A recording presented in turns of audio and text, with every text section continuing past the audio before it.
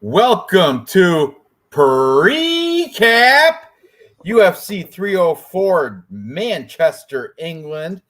We got the rematch between Leon Edwards and Bilal Muhammad, and the rematch between Tom Aspinall and Curtis Blades. So this is a decent pay-per-view card. We got a lot of across the pond. You could do a huge parlay with everybody from Wales and England, Ireland, whatever you want to do. You can make a bunch out of this. But home team will be in effect. There'll be like, I think if it's a close fight, pick the home team because the crowd is raucous in England all the time. Do you guys have a chance to watch the face-offs and all that? You just muted yourself, I think. Real Fight Picks. You just went. Oh, the way to start out the show. I'm sorry about that, man. Good job. I'm sorry. Yeah, I gotta watch it though. I gotta watch the weigh-ins, and the. That's right. We're gonna watch it together because Dave's got to boot it up, and I know it was pretty. I mean, I watched it. The only thing, there's a little ruckus between Muhammad Mokaev and yeah, it was cheap. Yeah, they couldn't even face off. Dana White yelled at them. Yeah, don't touch. Oh, he yelled at somebody else too that was about to get into it, but didn't. But anyway, we'll get into that. Did anybody miss weight? Any fights canceled? I don't know about. Yeah, Jake Hadley weighed in 1 pound over on his. He was going up so he can cut less weight, and he still missed. He's still playing or fighting? Yes, he's still fighting. He's got 20% of his purse. He needed another extra pound because he's a little guy compared to Colin Laughlin. Anybody else? You know what? Not to, we'll get there, but honestly, like Jake Hadley is gonna be the bigger dude. I know he is a little bit taller and stuff, but I'm saying just you'll see. We'll see. All right, so you guys ready to get into this then? Yeah, let's do it. All right, Dave, I don't see any shared screen up, so I guess I'll just verbally do it. The first fight, the curtain jerker, is a female fight between the Irish Shauna Bannon taking on Romanian's TikTok content creator, Alice Ardeline. And I urge you guys to definitely, Dave's going to pull up their Instagrams because they're totally worth looking at. Both of them have very interesting Instagrams, and if you guys need some content for your personal spank banks, get your memories ready photographed memories ready because these girls are both pretty attractive, I would say. But fighting styles and stuff, regardless of the Instagram, Alice Ardeline, she is 9-5 and she's on a win streak. But if you look at the quality of competition she has, let's see. Dave, do you have anything up? Are you gonna do anything, or you want me to share the screen? Oh shit! Sorry, thought I had it. You need to do that, or I'm already on it. Okay. There you go. All right. Thank you. Who you got up there? All right. There we go. So yeah, check out these people she's beat. Her last win was a 0-3 girl, Dilia. Okay. Before that, 2-0, 0-1, 3-4. Yeah, nobody. She lost to Weili Zhang back in 2016, but that's a loss. Anybody can go in and get a loss. And look at all these other people she lost to that I never even heard of. Itek Amadi, 1-3-1. I'm just saying, looking at, she fought Diana Belbita. There's a name we know. Lost that one too. So yeah, if you want to talk about unproven, does not deserve to be here, I think this girl is one of those. No, wait a second. I mean, she beat Roxana Kriskin, who was 0-0, and she beat her twice. And Roxana Kriskin had improved her record to 0-4. I think Roxana Kriskin's at the local VFW down the road right now. That's 0-0. Who's she? Roxana Kriskin. Well, let's get to what everybody wants to see. Let's go look at her Instagram, Dave, because that's probably the best part of this research in this fighter here in Alice.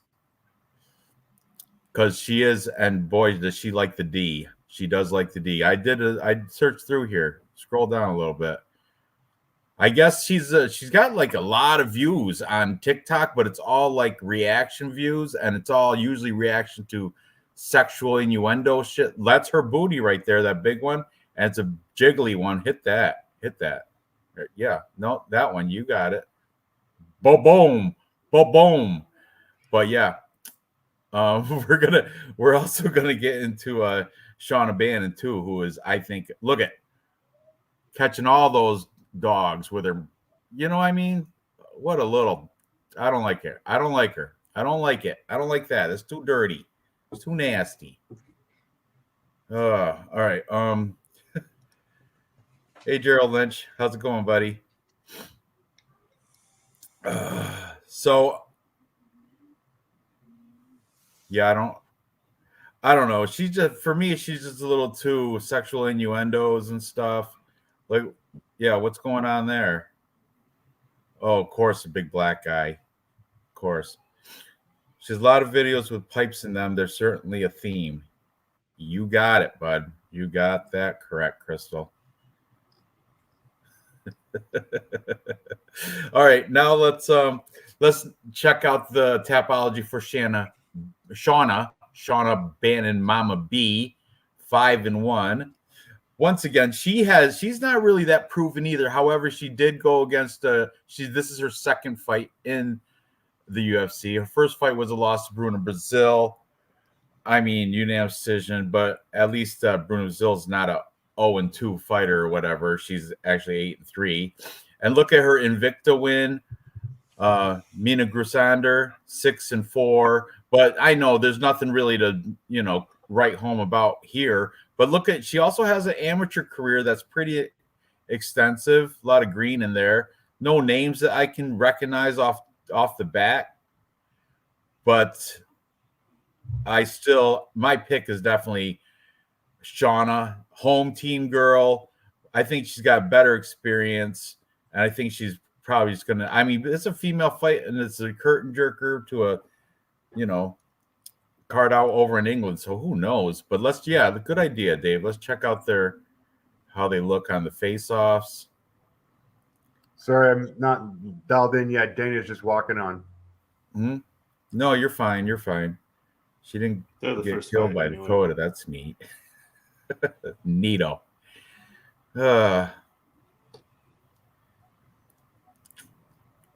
There's my doppelganger there with the glasses and taking the place of my howlerhead girl. Right there. Yeah, you got it. Right there. That's him. I look in the mirror and I'm like, oh, that's. I think I'm looking in the mirror when I look at that guy. Okay, here's Alice Ardeline. And you know what? She seems out of place. This is not her TikTok crowd. So she seems uncomfortable. Plus, she knows the Irish, Shauna Bannon is the home team here. So the crowd's going to be backing her. Yeah, she looks a little nervous right there. Tell me not. Tell me she doesn't look nervous. Yeah. She's definitely got jitters. The UFC debut jitters. Shauna Bannon's going to go in there and break her. That's wild, though. Why wouldn't you just enjoy it? Because she's nervous, dude. You haven't been on. You get stage fright. This is her first time big show. Where'd she come from? She came from some regional scene you never heard of in Romania, fighting girls you never heard of. And this girl, right at home, took her 20 minutes to get there this morning from her garage, from her, Yeah, you're right about that. Yeah. Just from face-offs and from what I'm collecting, Shauna Bannon, I don't know what the odds are. Dave's going to find out. But actually, I'll find out, too. I'm going to pull up Bet Online anyway.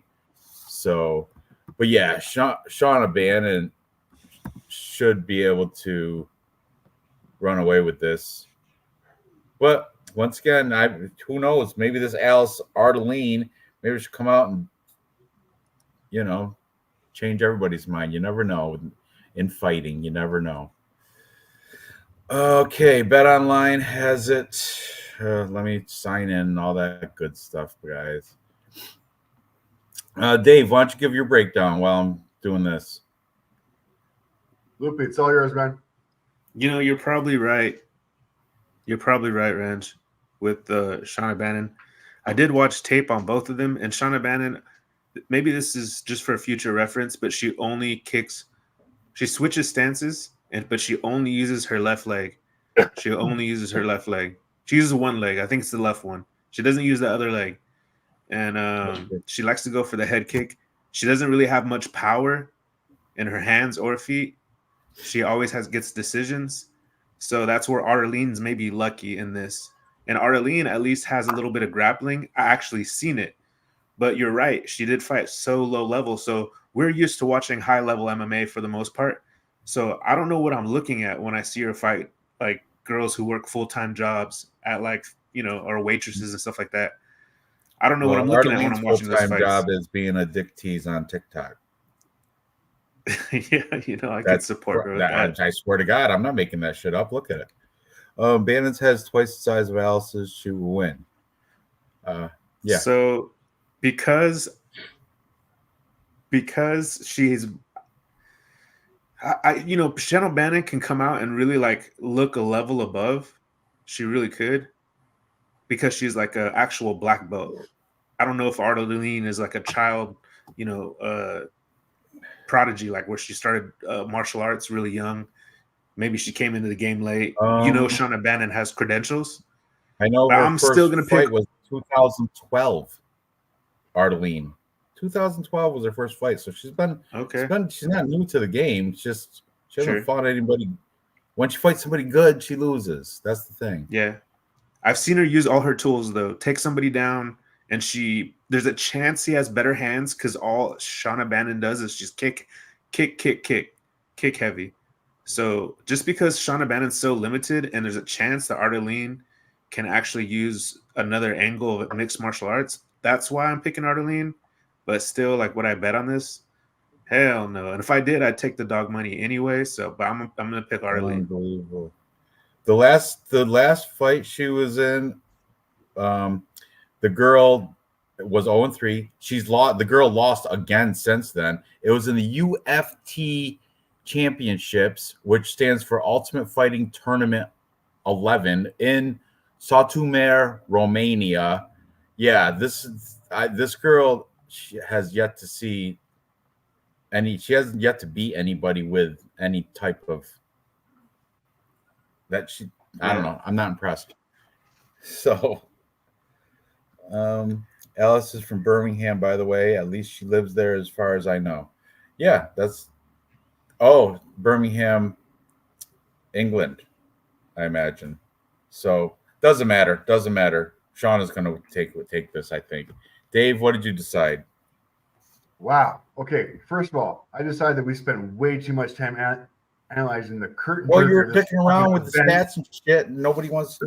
Go ahead. There are no stats. These guys are nobodies. But the whole point is, Shauna, she did take her first UFC loss. That was her inaugural debut. She's way more comfortable. She's in her backyard. I don't care if Alice is from Birmingham, wherever the hell it is, it doesn't matter. Shauna's gonna be the favorite. Shauna is the only one who has actually a fucking record and some skill. They're feeding her a win. They're gonna feed Ireland the first. You're not gonna start this card and have the home team lose. 100% Shauna. This is how they're gonna kick off the UFC 304. I get it. We're spending way too much time. We're gonna be here for it's gonna be the 8-hour stream. Oh, shut it. Let's go then. Let's move on. You're the one that's like, oh, Loopy, I'm not ready. You go. I heard you. I heard you. You go. I'm not ready. Do some more research on it. We always back. I always back cleanup. Oh, next That's we have I back cleanup.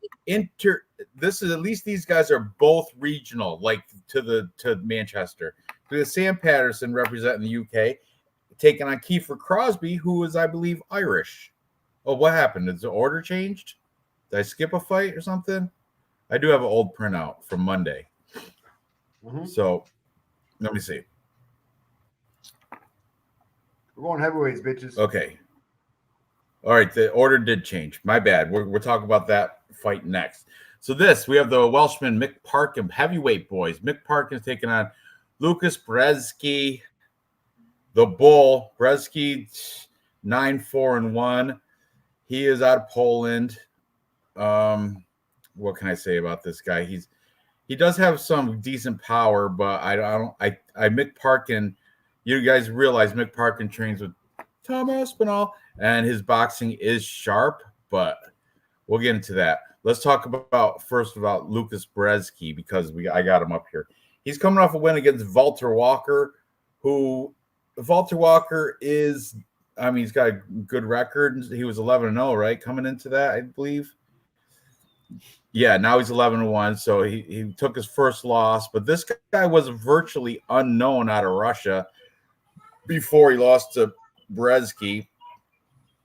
Yeah, he didn't fight anybody I know of before that. So Brzeski he's coming off a loss against that guy, Walter Walker. Before that, though, he had 3 losses in a row against Waldo Cortez Acosta has proved that he's okay.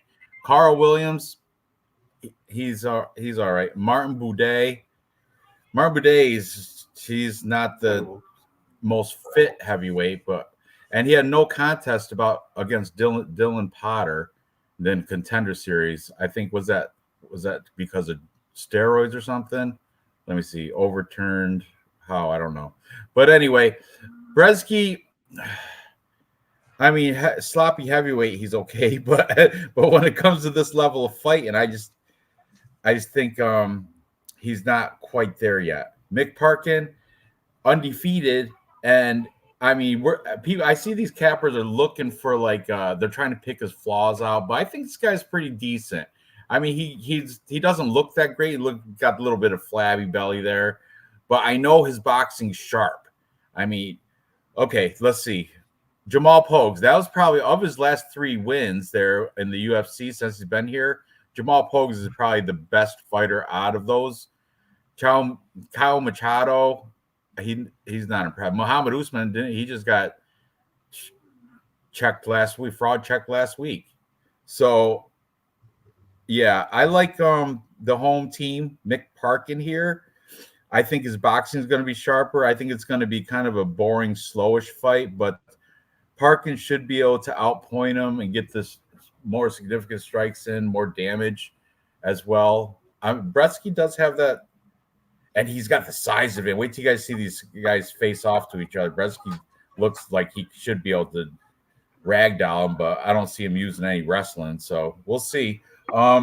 Yeah, what are you guys thinking about this thing here? I'm gonna go with Mick Parkin. There's a lot I could say. There's a whole lot I could say. I could say a whole lot about how crappy Brzeski. Now I can't stop looking at Brzeski's nipple. But I made my choice due to reading the stats. I read the stats and I saw that Mick Parkin can take you down, and I saw that Brzeski has been taken down. Maybe when Dave does his breakdown, it's up to you if you want to. You can do the stats.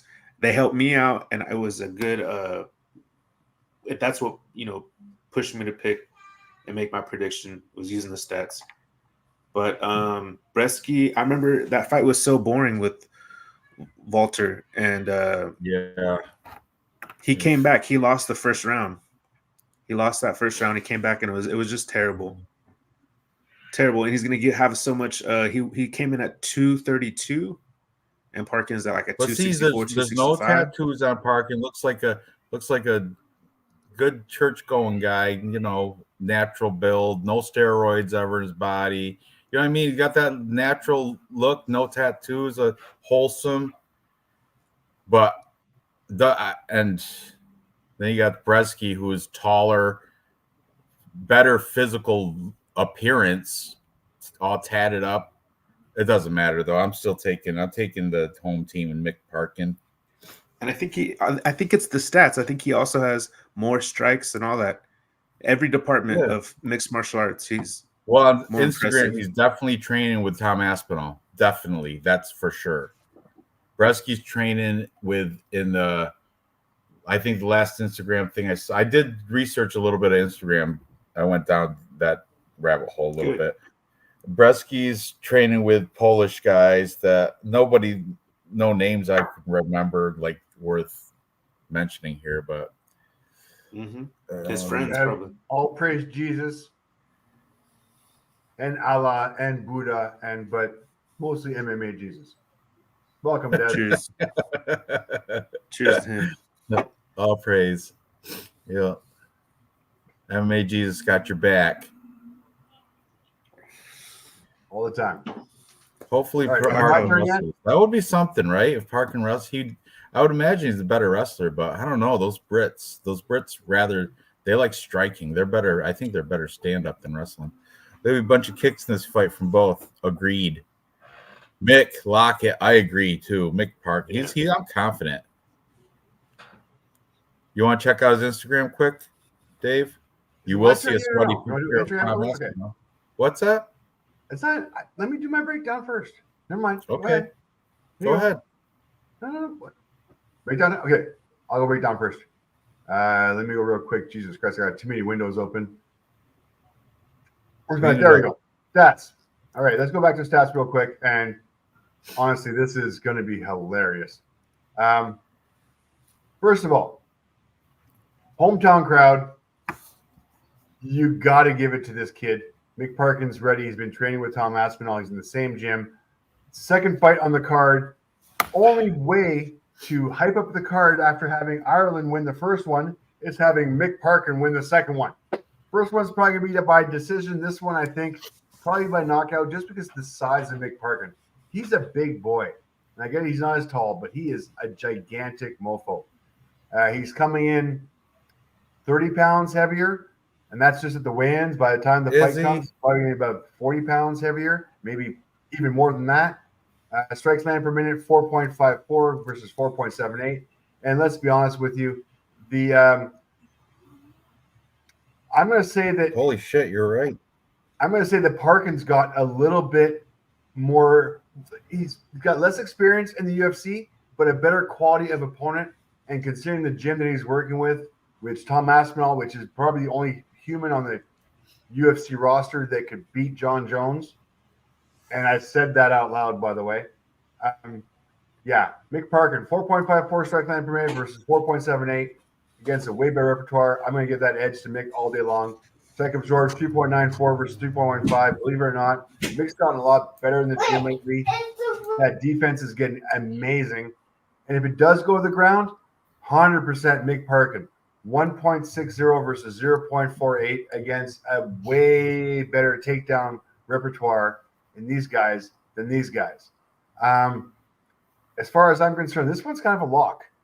I think it's going to be within distance. I don't know whether it's going to take it down the ground and just be lazy. If it goes down the ground, it might go distance. If it stands up on the feet, I don't think Bretsky's got a chance in hell. This is Bretsky's 5th fight on his contract. And I think he's being fed to the wolves because they do not want to renew this guy. You do not want to get a 9-4-1 no contest and have to sign him to another contract if he happens to win this one by chance.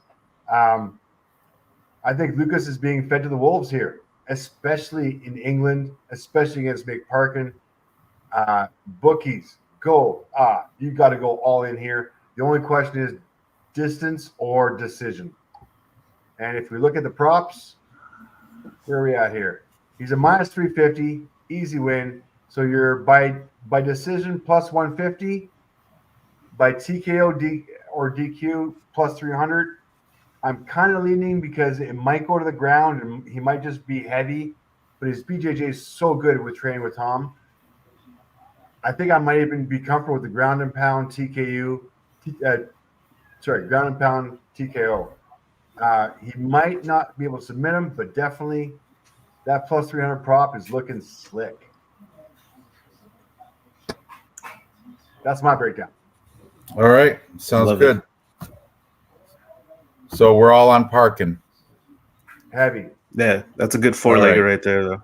Yeah, minus 350. I don't think he's making it. You have to, though. I know, but I'm not minus 350. I can't. I mean, if you get a dog, you know, Lucas Bresky's at plus 285. That might even put a scratch off on that. But all right, let's move on. That plus 300 tasty. Don't forget the plus 300, guys, because that ground and pound with those elbows raining down, he's going to be 40 pounds heavier, maybe 50 pounds heavier. Even if he can't submit him, he will. He will be heavier. Those elbows like that. But that translates to might be slower too, but probably not. Bresky's not fast, and Mick Parkin is younger by like 4 years or something too. All right, we've had enough on this sloppy heavyweight fight. Let's move up. Now this is a much better fight. Sam Patterson, representing the UK, is taking on Ireland's Kiefer Crosby. Sam Patterson, 11-2-1. His 4-1 in his last 5. His one loss was to Yanel Ashmouth. I'm kidding. Yanel Ashmouth. But Yanel Ashmouth, is he still undefeated? I think he might be. But Yanel Ashmouth is good. Before he came to UFC, he was looks like he was a Brave champion. Then he went to Contender Series, had his debut against Yanel, and most recently he beat White Lion, Johan Lioness, the Canadian fighter. Was that in Canada? I think it might have been too. But he comes in here as a super heavy favorite. According to Tapology, he's minus 440 on on Bet Online. He is a minus 425. So yeah, that's legit. Unbelievable. But let's see. Yanel lost to Duncan last after breaking his wrist. He's fighting Pete soon. Yanel has good hands. He does. Yanel's not bad. He's got a horrible name. So how come this guy only fights in UFC pay-per-views? Like, he fought in 297, he fought in 286, and now he's fighting in 304?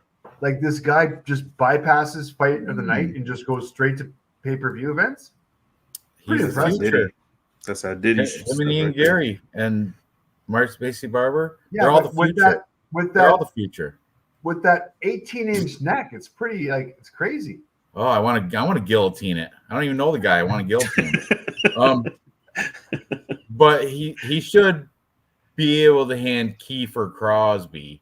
Kiefer Crosby, he is 10-4 overall, but he's 2-3 in his last 5, and the most recently he took a submission loss to Kevin Doucette, which was not a good look. He did beat Alex Cowboy Oliveira, but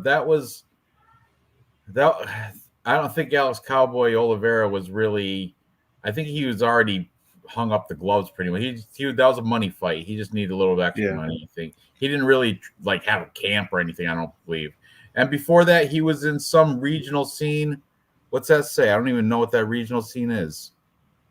I don't know. And I see he has Bellator fights where he lost. Oh, he was in the Centurion Fight Championship. Yeah, Centurion Fight Championship. Yeah, of course. I almost signed up for that 5 years ago. Love that organization. Yeah, I'm on the Sam Patterson side, but you can't bet you can't bet him at minus 425. That's just, you can't trust that. No. On Tapology, I'm going to take Sam Patterson by decision. I just don't know. Has Kiefer Crosby, is he getting knocked out, or is he just losing because of his poor fight IQ and slowing down and gassing? Oh, he's got 1 loss by KO, 2 by submission, and 1 by. He's never lost a decision, actually. Maybe I should revise my pick. I don't know.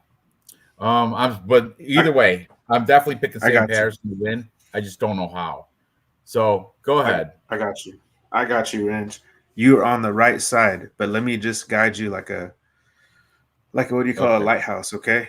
Well, guide me like a Tibetan Sherpa. Oh yeah, no problem. I'll just like the ones that deliver Dave's mail. So Dave, show him your mail. Show the people what your shirt you won. Break down the fight. I think it's time. Okay. All right, go ahead. Real fight picks who break Patterson. Fight. Look at the height. That's all. Look at his Tapology. It's all neck. That's all neck. It is. He's only taller because that huge neck, that long neck. He should be like Sam the Giraffe Patterson. That's what he should change his nickname to. Yep. But if you look at his Tapology, he is got a lot of submissions on his record. He likes to take the back, and he doesn't even need to get you on the ground. He can get your back. He's kind of like who does that? Alex Caceres, but he has a lot of submissions, and that's where he has Crosby beat. Crosby's not dangerous enough. People say he has like a first round knockout, but the tape that I saw, he would get into these firefights like that Max Holloway, Gaethje ending, and he would be on the other side, the worst side of things. And these guys were a little bit more, experienced than he was. But anyways, my pick's Sam Patterson by sub, round 1 or 2. So just change your decision to a sub, and you're gonna be all right, Ranj. Yeah, I see If he's you wanna got a get more black points. belt. He definitely. I'm looking at his Instagram right now, and he's trying definitely to help sporting you. a black belt. Sam Patterson. That's I didn't know that. That's impressive. My turn? Dave? Oh, this fight going to the ground so motherfucking fast, you have no idea. Patterson is going to throw a left, maybe a leg kick, and then dive for fucking Kiefer Crosby's fucking knees. In the first round, this is going to go down so fast. All right, let's go over some stats real quick. Sam Patterson, strike land per minute, 2.54 versus 8.10. Kiefer throws a lot of punches. He's a thick guy. You might get tagged. Striking accuracy, strike absorbed 3.41 versus 6.02. Kiefer also takes a lot of punches, but he's got a thick noggin like a motherfucker. Now, let's go down to takedown. This is exactly where this fight's going to go within the first 30 seconds of round 1. Takedown average 1.19 versus 0.0. Takedown accuracy 100% versus 0.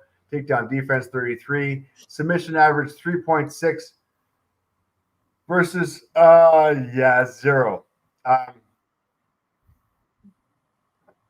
Sam Patterson ground game totally underrated. Way bigger guy, way lankier. He's gonna be able to take this guy's back super fast. It's just a matter of time before this fight goes down the ground. And when it does go down the ground, Sam Patterson is going to own this mofo. It's going to be ugly. Submission, control, I don't care. Sam Patterson might just own this guy for 3 rounds just because he can't find his neck because that neck is like this friggin' big. You know what he can't find? Kiefer Crosby? He can't find his damn cup. Tell you that. I can't find this. I have no idea where that cup went. I won't even mention yeah. the 8-inch reach advantage. 8-inch reach advantage. This fight has to go to the ground. Did you hear me? Yeah. Yeah, dude. I was just like, can't find his cup. I tell you that. And then I looked, and I was just like, "Why'd I look like that?" I could have went. I could have went without that. All right, I'm sorry about that. I had to. That sounds like holy shit. That's funny. All right, Sam Patterson all day long. Submission or decision? Here we go. What's our props for submission here? Minus 120. Fuck. They made the fucking plus money by submission. That's fucking ridiculous, dude. Oh man. That's terrible. Right. Well, anyways, that's my Sam Patterson by submission, minus 120. That's the best you're gonna do. I think it's blatantly obvious. I think it's a walk in the park for Sam. It's gonna go down the ground, first round, control. Unless I don't see plus 120 for round 1. They're straight robbing you. That's crazy. I mean, round 1. You want round 1 by submission? I can find that. That is plus 1. Oh, by submission. Okay. Is that I got you. I was just give me that round 1. Well, whatever. It's all good, but and if you really want to, Sam Patterson by submission or decision minus 180. That's a pretty safe bet. I'd put that in a parlay at minus 180. So comfortable with decision or submission. I don't know if we do prop bets in our parlays, but Ranj, mark that one down. Sam Patterson submission decision, safe bet. I would second that, Ranj. Like Sam Patterson's not going to knock us out. Minus what? Minus 180. Yeah, that's. I mean, I get that. I don't think you can get that in all books, submission or decision. Well, on Bet365, which is pretty popular. Yeah, let me see if BetOnline has something like that. I think Like Sam seriously? Patterson on BetOnline. Let's see, by submission -140. Crystal, I don't like the under one. I don't like That's the under ridiculous, those 1.5. two. I'd be going over 1.5. That's my choice in the round fight. Sorry, Crystal. Going to disagree with you. Safest bet here is -180 submission or decision. Confident bet, like 90% confident. -180 is a fucking great number for Sam Patterson by submission or decision. I like it. You're playing. You're covering 75% of the fucking cards on the table. You got it. Okay, let's move on. You want to go to Instagram, or are we done face-offs again? You can go to Instagram. I don't care. What, you want to go to face-off? Like this size of a No, version. let's go next fight because there's 14, right? There's Yeah, 14. let's go to next fight. What's All right. next? Somebody introduce it. I gotta catch up. Go for Dave. I'm not even sure which one it is. Next one up There it is. Muhammad Mokaev. Mokaev. Oh, this is the one. They almost got in a fight in the face-offs. I like They this got one. scolded. They did. Can't wait to watch Dana. that. Don't touch. Yeah, because Manel Cop seems like he would fuck up the whole thing. He like does. He's that type of guy. He's hot-headed. Remember the last time he was mouthing off to like Israel Adesanya, and he was on a different media day. Remember that? Yeah, and he was telling Like Kyra Israel all kinds of Adesanya, shit. like what are you, $125? What are you gonna do, little man? He said something like that. Their whole gym's pussy and all that. Yeah. They pull out. All right, you want to break it down? Introduce. I introduced all these. I need a break. Who's gonna do it? I could try. All right. All right. Well, next up we have Muhammad Mokaev. He is a flyweight, and he's gonna fight Manel Cop. And they both came in on weight. They both look really good. This is Mokaev's contract fight. So this is the last fight on his contract. If you guys want, believe in that. He's a submission specialist. Everybody knows, if you're in the chat, you guys know that Cop is better on his feet. He's got some power, but Mokaev, we almost seen his leg get snapped off, and he didn't tap to that field hoe guy, and he came back and he won. So for my money, I'm gonna put it on that guy, Mokaev, because it's really hard to this is a pretty tricky fight to break down and make a choice, because they both have opposite superpowers, right? I'm gonna tag my boy Dave. Right. I can make a choice. Undefeated hometown guy from the United Kingdom, the favorite, undefeated Muhammad Mokaev from Manchester, England. He is 7 years younger. He's coming in 2 inches taller, 2 inches reach advantage, with a healthy fucking undefeated record. Let's go over his record real quick. We've got these fucking from Brit. This is in England with the fucking British flag fucking flying. Jesus Christ. All right. He coming off a win of Alex Perez. Not bad. Tim Elliott. Meh. Filaho. Meh. Actually, that's a good fight. Malcolm Gordon, the Canadian. Submit him. Like, look at this shit. Arm triangle choke. Rear naked choke. Arm bar. Guillotine choke. Rear naked choke. Beat Cody Durden. Beat Drake Disco. Beat Charles Johnson. I mean, he's beat some decent guys. I mean, not like wonderful, crazy guys, but decent guys. Now, Cap. I love you, Cap. You're my homie.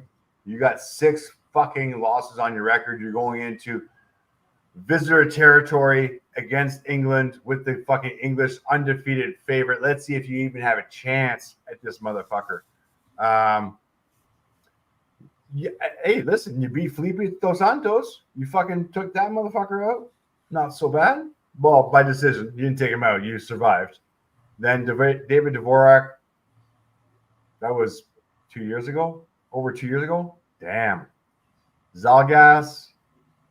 That's Okay, a you that's tagged a good one, Zalgas. Zalgas. That was a long time ago. Did you notice Zalgas? He usually loses robbery decisions, and Cop actually knocked him out, right? Yeah, well, he tagged him. No, motherfucker's got a striker's chance. It's actually not bad. Is And you know what? I just want to add. Mokaev going to get knocked out? Go ahead. I want to add when he was in Ryzen, though, Manel Cap was a machine. He was knocking out all those Japanese guys over there because he can wear wrestling shoes. He came over here, went against Pantoja right there, Alexander Pantoja. He said he lost because his feet were sweaty because he wasn't used to wearing barefoot. Remember that? That's for real. But look at I do remember that. Alexander Pantoja. That's not. If you're gonna lose, you might as well lose to the best, right? Matthias Nicolau, he probably wants that back. That was split decision though, because that could have. I'm making an argument for Cap. I mean, he really could pull this off. My pick is going to be how? Okay, by knockout. I mean, you've seen Mokaev got hurt by who was it? Charles Johnson, I think was somebody. Malcolm Gordon was it? Let's pull up Muhammad Mokaev. I know some of these fights were a lot closer than they appeared, and I think a couple of them he was even losing until he got the submission. So yeah, okay. His wrestling is exciting. You know what I mean? Yeah. Like see that Malcolm Gordon fight. Malcolm Gordon, he's not that great, but Malcolm Gordon, see the armbar round 3. But before that, it was tight on the scorecards, if I remember correctly. Same with Charles Johnson. Charles Johnson, I think, even rocked him. It wasn't tight on the scorecards, but I think stop. Let me go ahead before you fucking keep going. Where am I here?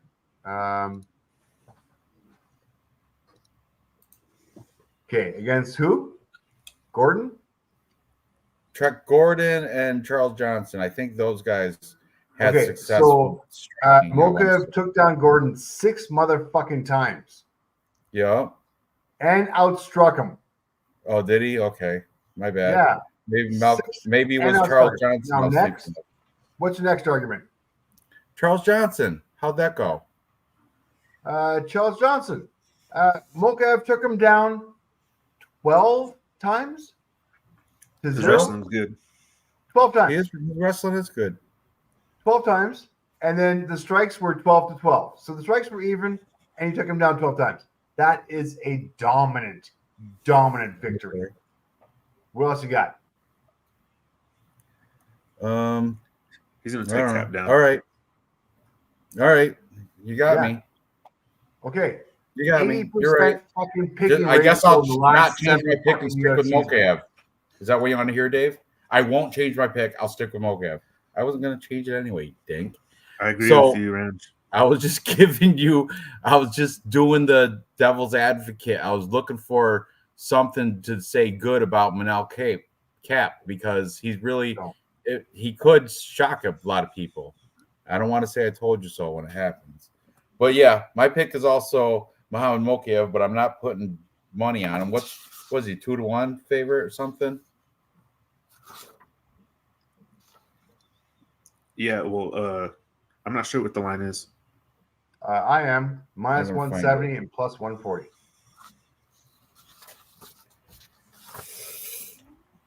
Oh, that move then, because earlier in the week I had it written down minus 130 for Mokaev. So it was a lot closer. Well, the logic fucking prevailed on a bunch of people, and the fucking numbers people smartened up. Mm-hmm. Because, yeah, you're right. Minus 170 and plus 145. All right, that's still bettable. That's parlayable if you feel confident about it. We'll talk about that later, though. As long as Real Fight Picks, you're in agreement. You have anything to add? Yeah, no, definitely. No, absolutely not. Mokaev all the way. The kid is good. Amazing. Yeah, I don't like him. Prop is great too. Fighter, but I don't like him. Let me just address the chat real quick. The chat, as far as it goes, yeah, I get it. You're looking at Mokaev's 1.53 strike length per minute versus 5.12. You like caps. Strike absorbed 1.36. It's almost even there too. And you like the 77% takedown defense. But guys, 77% takedown defense against Dos Santos, that was a stand-up fight. Boric, stand-up fight. Osborne, stand-up fight. Nicolau, stand-up. Come on. That is a skewed fucking odd. Sorry, Gerald. I appreciate it, but not happening. Here's the thing, though. Cap's been taken down 4 times, and that's enough times for me to pick Mokaev. He could What's get hilarious knocked out, is that Mokaev's takedown defense is 0. You think you did, but Manel Cap's over Extreme Couture, and they're known for being a decent wrestling camp, like a wrestling. They have a good wrestling program there at that facility. So you'd think they'd be like working on that, right, during camp. You think they'd want Mokaev to is strengthen 7 that up. years younger. I 7 years know, younger. but he's also. I just don't. I don't like when he was. Before he fought Charles Johnson, he was like flashing like a Uzi or a semi-automatic machine gun or something out of the back of a. He's just a moron. He's just a media idiot. Mokaev. But he'll win this fight. But I can't wait till he matches up against someone that'll beat him. Well, this is not the guy. I know it's not. It's a shame too. He's an idiot too. Manel Cap. Both idiots. Yeah. Yeah.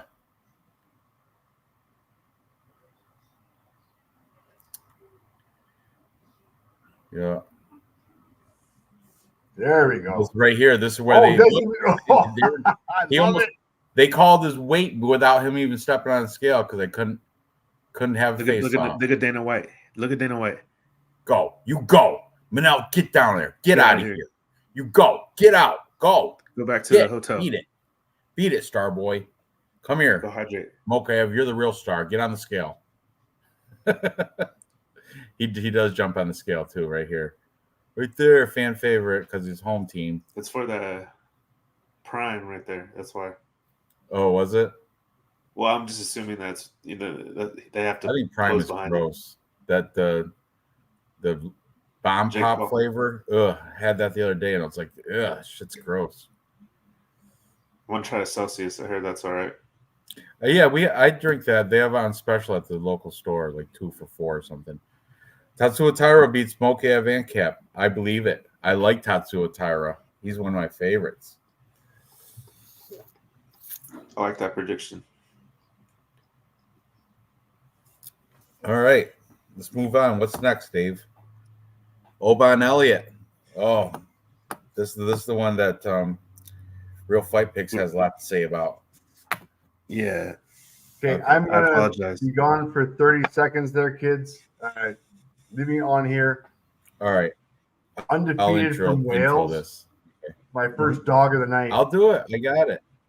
First dog of the night for me. Go ahead, 30 seconds. What? You already burned 10 of it. All right.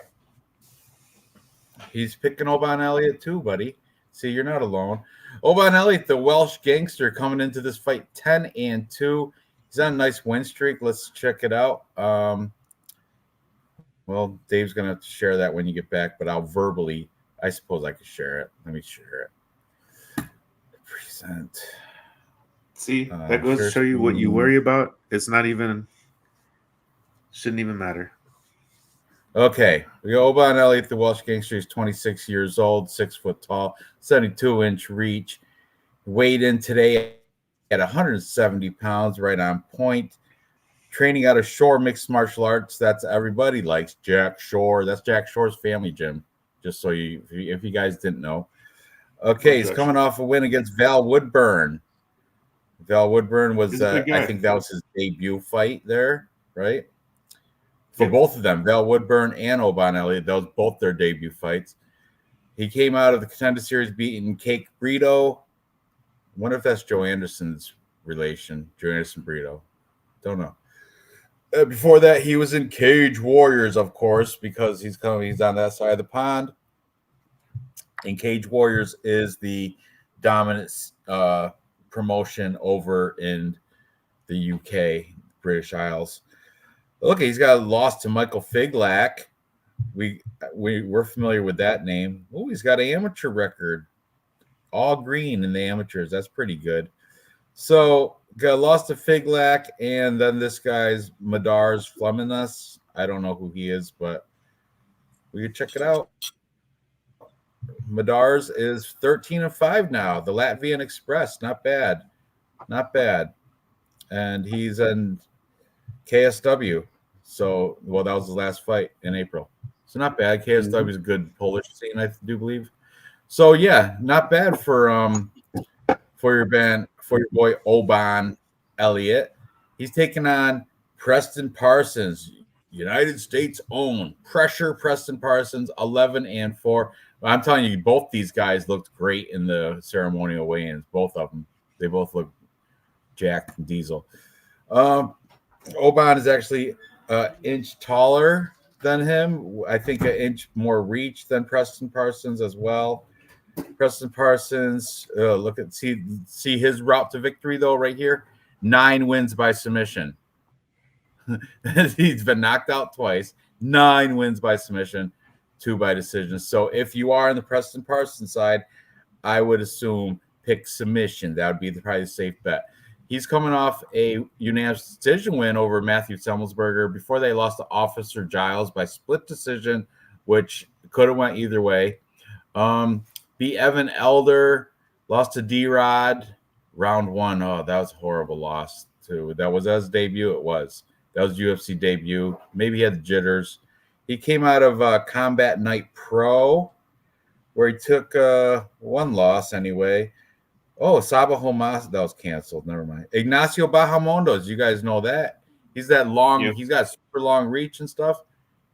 He beat him with an arm bar. That's good. Lost to Mike Perry. Mike Perry just lost to Paul. What's his name? Logan Paul, and said that Paul's probably going to beat Tyson now because of that. So here, Dave, set it up. So what? You're good. You're good. So yeah, I think I'm going to go with Preston Parsons, and I will take him by submission. I mean, good night, babe. See you tomorrow. Remember, we're going to make Korean ice, shaved ice. All right, so get up early. All right, so yeah, I'm taking Preston Parsons. Look at him, jacked, looking diesel too. Pressure, Preston Parsons, and he does put on some good pressure. But he's, like I said, he's kind of a one-trick pony. He's going to win by sub, or he's going to lose, or he can win by decision as well. Look at this guy. Oban Elliott. Look at him. That's the guy you guys are backing too. T-shirt bets live on this one. I'll take Preston Parsons on a T-shirt bet if you guys want. I'll take the Jacksonville native, Florida guy. Dave, you should do your patented offer, your counter offer of a hoodie to a T-shirt. What? This one's a little tight, dude. I'm not that confident. Let's be honest here. Okay. Have we gone over stats yet? What have we done? I missed a little bit here. I'll go over stats real quick. Okay. Go for Oban Elliott. We've only got 2 fights for him. Strike time period of 4.27 versus 3.83. Busy fighter. I get it. Strike absorbed 2.17 versus 3.18. Parson might have a chance there. Now, on the ground here, takedown average 3.50 versus 4.30. Pretty impressive. Takedown accuracy 50-43. Takedown defense 80. Elliott doesn't mind being on his back. He's going to do it. Now, his only 2 fights that he's won is Woodburn and Brito, both of which not great ground game guys. Semmelsberger, Giles, Elder, Rodriguez. A little bit more of a pedigree for Parsons on this one. But if we look at the breakdown, have you guys gone over this yet? What's that? Yeah. Went through his resumes. Okay. Besides like everything before 2021, he was killing it. Guillotine choke, rear naked choke, armbar. But this is against fucking motherfucking cans. as soon as he starts to actually fight, he faces Daniel Rodriguez. I think this might have been short notice. Got knocked the hell out. Wasn't pretty. They fed him Evan Elder. Or sorry. Evan Elder was decent at the time. He actually beat him. But then Trevor Giles, Matt Sebelsberger. 1, 2, 3, 4. Last fight on the contract, kids, and we do not want to renew this guy. That's why I'm leading Oban. Have you gone over his Instagram yet? Not Oban. I saw Preston Parsons, but not this guy. With the goat, Chael. Look at that. So what? Dave will show you a picture of him and Dana White. Doesn't mean shit. Hey, Dana and I are best friends. What are you talking about? We're blackjack betting buddies. Who's that guy? I got a. Who the fuck is he training with? Who's that boy? He's not even a guy. He's a boy.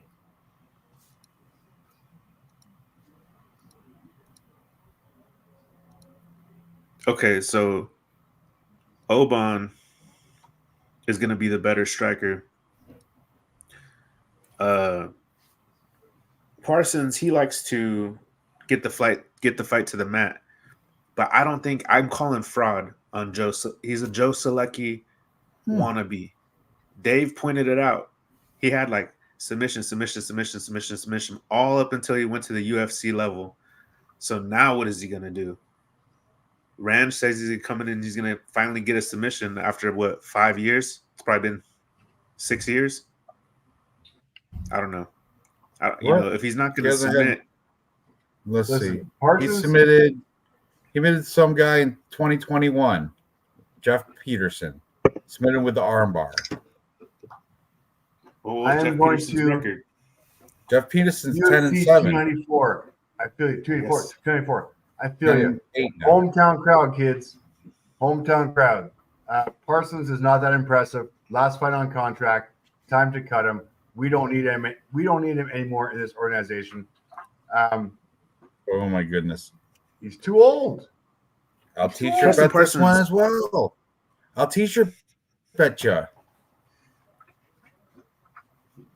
I'm just trying to think if you can lay and pray on him to a decision. Can he lay and pray on him after he gets tired of trying to submit him and he can't? Decision. And then we're in 2021 against fucking Cans. He can probably lay and pray on him, but I seen him not be able to take guys down in some of the fights before the UFC, and that's why I'm thinking Oban. Bet either one of you guys on this. It's tough. This one's tough, man. I will. How confident are you? Who did we just almost t-shirt bet on? You just pulled back out. Oh, Muhammad Mokaev? No. Did we almost just t-shirt bet? You know what? This one. You're done. I'll bet you on this one. T-shirt, I can write it down. T-shirt bet. Dave. Okay. No, because I need a new baseball cap because my fucking caps are all fucking my dog shit all my caps. Hat bet. I need a baseball cap. I could use a new hat too. Hat bet with Dave. But I want a good hat. Dave, show him the t-shirt you just won. Can you do that? I want like an old I want old school like Pride look or at this, tap look at this out great t-shirt hat. that Dave just won. Pull it up. Come on. Hold it. El Jefe. Ooh. Jefe Molina. Wow. Look at the color. Ooh. It's perfect. I wish it said El Jefe Jeff Molina head movement. I just wish it said head movement. That would have been the best. In parentheses. But yeah, that was the last t-shirt that Dave won there from me. By the way, these t-shirt bets are supposed to be for actual fucking t-shirts you want to wear out. You do want to wear that out. Wear that out. You get a lot of attention in that. I would totally wear that. A lot of attention in that. And go, I won. You know what? I have so jealous. I'm jealous right now. Lupe, that red hoodie you fucking gave me, I've worn that a million times. I love that thing. I wear it with pride. Yeah, but that shirt, I'd rather have that shirt. I will send you that shirt. That's it. You're done. Don't send that shit over here. This is the I don't shirt want that we're garbage. we're gonna pass That's a these- great. we're gonna I'd pass rather this wear shirt that off than between fucking three of Dave us. got me a Roxanne Modafferi shirt that wasn't. It just said God made greatness and named it Roxanne. That's what the shirt said. It was Right. just a generic Yeah. Roxanne. mailed My that name is one in. Roxanne shirt, and I he's mailed like, that it's one Roxanne Modafferi. I would wear it. God made great people, and one of them's named Roxanne or something weird like that. I mailed And that now one in, Dave's but complaining Sounds about cool. a vintage, hard to get collector's item in the El Jefe Jeff Molina shirt. One of a kind. tackle and It is grapple. one of a kind. You're not going I to still find own the anything like best that. T-shirt ever bought. Tackle and grapple. That's the best. That one is the you best ever had. T-shirt. Right? It's super tight now though, but yeah, Doesn't that's matter. great. It's the best one you ever had. Yeah, and you had me. I thought it was a legitimate school for like 2 weeks, and then I found out it was a Key and Peele skit. Best T-shirt you ever had. I All still right? have it. You It's wear that with upstairs. pride. I'll So pull it out one of these days. Lupe, I got you covered, bitch. This is the T-shirt. This is the T-shirt I'm going to send you. I'm going to wrap it up nice. I'll put it back in the fucking bag, and I hope you're an extra large or a large. No, it's going to be tight on him. He's a 2X. Yeah, he'll pull it Yeah. off. Never will I be caught. Ever. If it was two, I would Thank sport you, Jeff Jesus. No Molina. disrespect. You know what I mean? I hope he comes back to fight. I hope he does too. I hope Right. he He comes was back. good. He was good. I'm on dog Oben Elliott here, kids. Plus money Yeah. junkie. My first dog of the night. Here we go. Well, Obed. good. We have a hat bet on that. Me I and need a Dave. hat. Okay, perfect. Moving on. What's next up the card? Me feeding my dog, apparently. No, that's my neighbor, I think. Mother, this moved in. Still doing His prelims. girlfriend. Okay, Modestas Bukalkas and Marcin Prokhnio. This is an interesting fight. Modestas Bukalkas, he's the Baltic Gladiator, but I guess the United Kingdom has adopted him as one of their own. He lives in Denham, Buckinghamshire, England. So he is pretty much a home team here. Even though he's from Lithuania, he's now England. Okay, Marcin Prokhnio, he is from Poland. Says he's fighting out of Amsterdam, Netherlands. That might be. I don't know where he's training out of, whatever. But Prokhnio comes in 17-7, and he's 3-2. Marcin Prokhnio in his last 5, where Modestas is 4-1. However, his last fight was his last loss. That was against Vitor Petrino, who was fraud checked against Anthony Smith recently. Remember, Anthony Smith just shitting everybody's parlay by beating him. But gave him the first loss on his record too for that guy Vitor. But he was, hyped up, and before that, Modestas Bukalkas was beating mid-range guys, Zach Quagga, Tyson Pedro, and that was his UFC fights. Before that, he was in Cage Warriors like everybody else in England, beating up, the run-of-the-mill guys there. Marcin Prokhnio is coming off a win against Brown Bear, Devin Clark. Before they took a loss, they both lost to Vitor Petrino. Petrino beat Prokhnio by submission, and he beat Bukalkas by a TKO. So keep that in mind.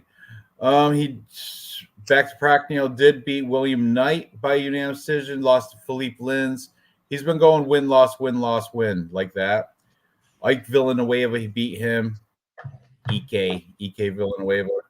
So, I mean, it's pretty close fight. It's even closely lined, actually.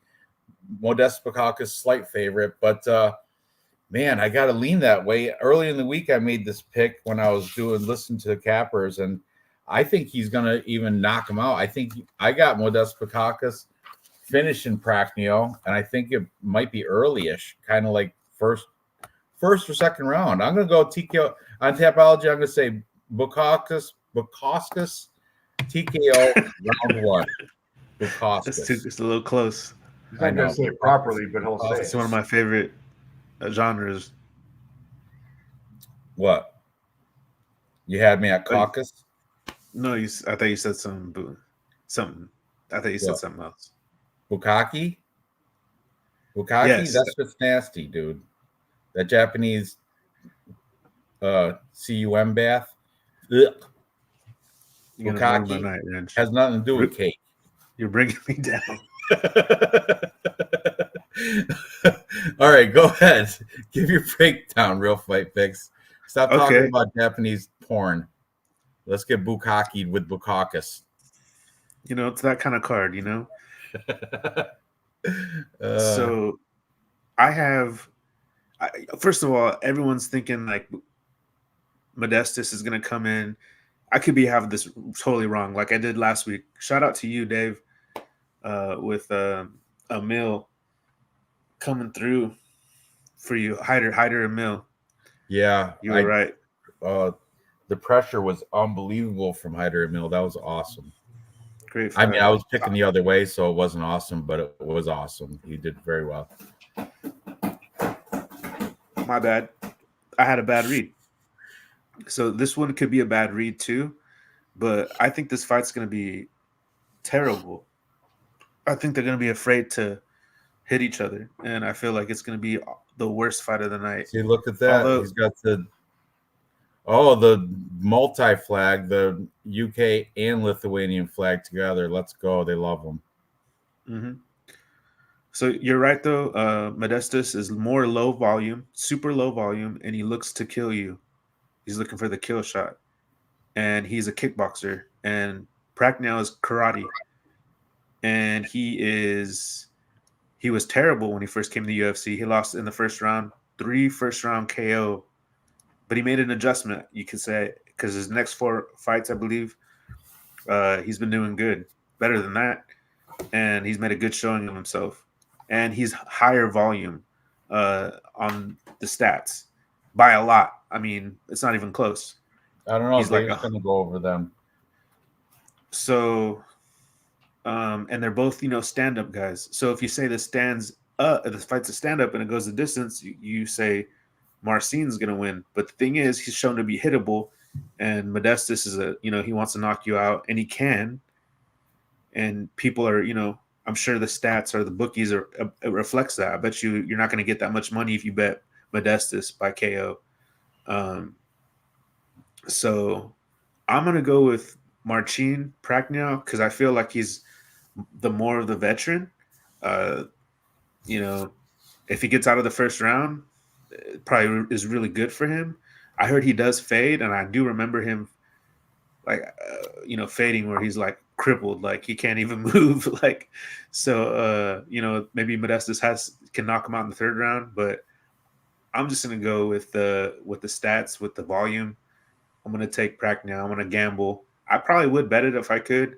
I did put him in any DraftKings lineups. I actually took him out because he's like, I feel like this, like I said, that's my vision of this fight. It's gonna be shitty, and Pragnell is gonna win by like 10 strikes. 60 to 50. Pragnell is 6 years older than Bukauskas.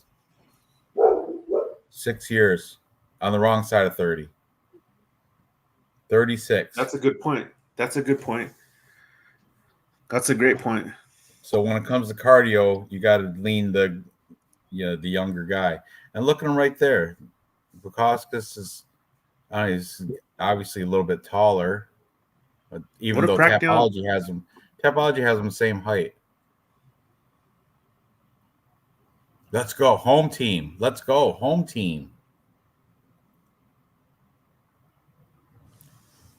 Who wins this face-off? Who do you think wins this face-off? Pragnell looks. I don't know. I think Marcin Pragnell looks like the Wish version of Yuri Petroska with that hair thing going on there. What's he trying to? Is he trying to do that samurai thing? Ultimate Viking. Top knot. Yeah. Huh? I see an Ultimate Viking beating a scared little boy. Confident Viking beating a scared little boy. Marcin wins the face-offs. I don't know. All right. Having said that, fuck that noise. I don't buy it. So who are you picking, Dave? I get it. Marcin's going to be the busier guy, but he's just a one-dimensional fighter. Take these stats and fucking throw them out the goddamn window. Sometimes you can do that. Sometimes you can't. Unfortunately, there's just levels to this game. Marcin is just one-dimensional guy. I think, you know what? To be perfectly honest with you, at the odds of plus 130, I'm pretty impressed he got to plus 130. I didn't think he was going to get that close. As far as cardio goes, as far as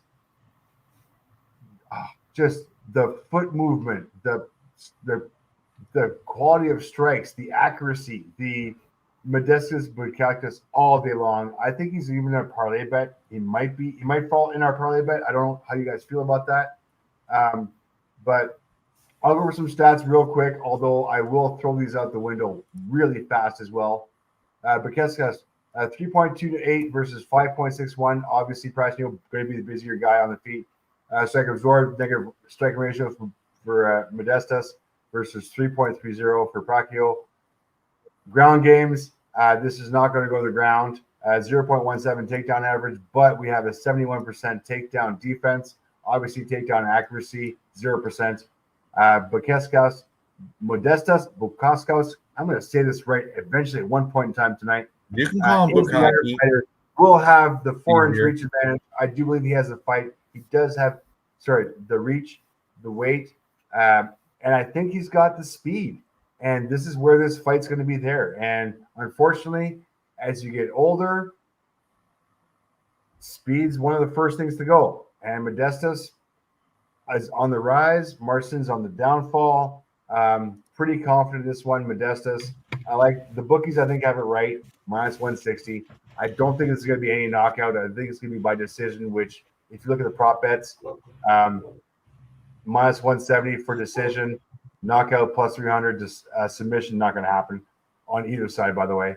By decision, Marcin just going to get outskilled, outclassed. Knockout, maybe perhaps.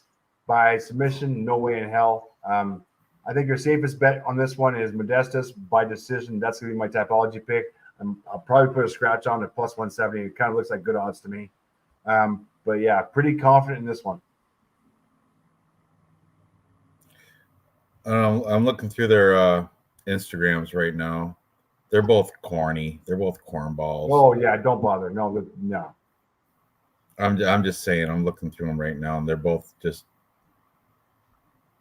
cringy foreigners. Cringy foreigners. All right. So Dave, you and I are. What are the odds again? Let me see on Bet Online real quick. Okay, we minus got 160 to plus 130. Oh, we got plus 127 for Prachnio and minus 147 on Bet Online for Bukauskas. Plus 127 minus 147. I like you. Okay. And Real Fight Picks is on Prachnio. You know, this isn't. It's like the age thing that, you know, I had a bad read too on that on Krzyzewski and Holloway. You know what I mean? I bet against age. I made it a big deal. So I had to do logic. Maybe I'm just gun shy or something right now. So I got to go with the numbers. I'm gonna take Prachnio and hopefully he doesn't get knocked out. Hopefully does he have like better stats, Dave? Did Prachnio have the better stats? Oh yeah, he does. He's a little busier. Yeah, he's busier on the feet. How about the takedown stuff? Against, wait a second. But I gotta put this out too. Like against who? Against Devin Clark. Clark's good, but no, he's not. Devin Clark is not good. I like him. He's yeah, I'm glad you like him. He's the one his dad yells at him on the side of the ring. By the way, William Knight is not good either. Is that Devin Clark? Yeah, that's the one his dad's. It is Devin Clark, huh?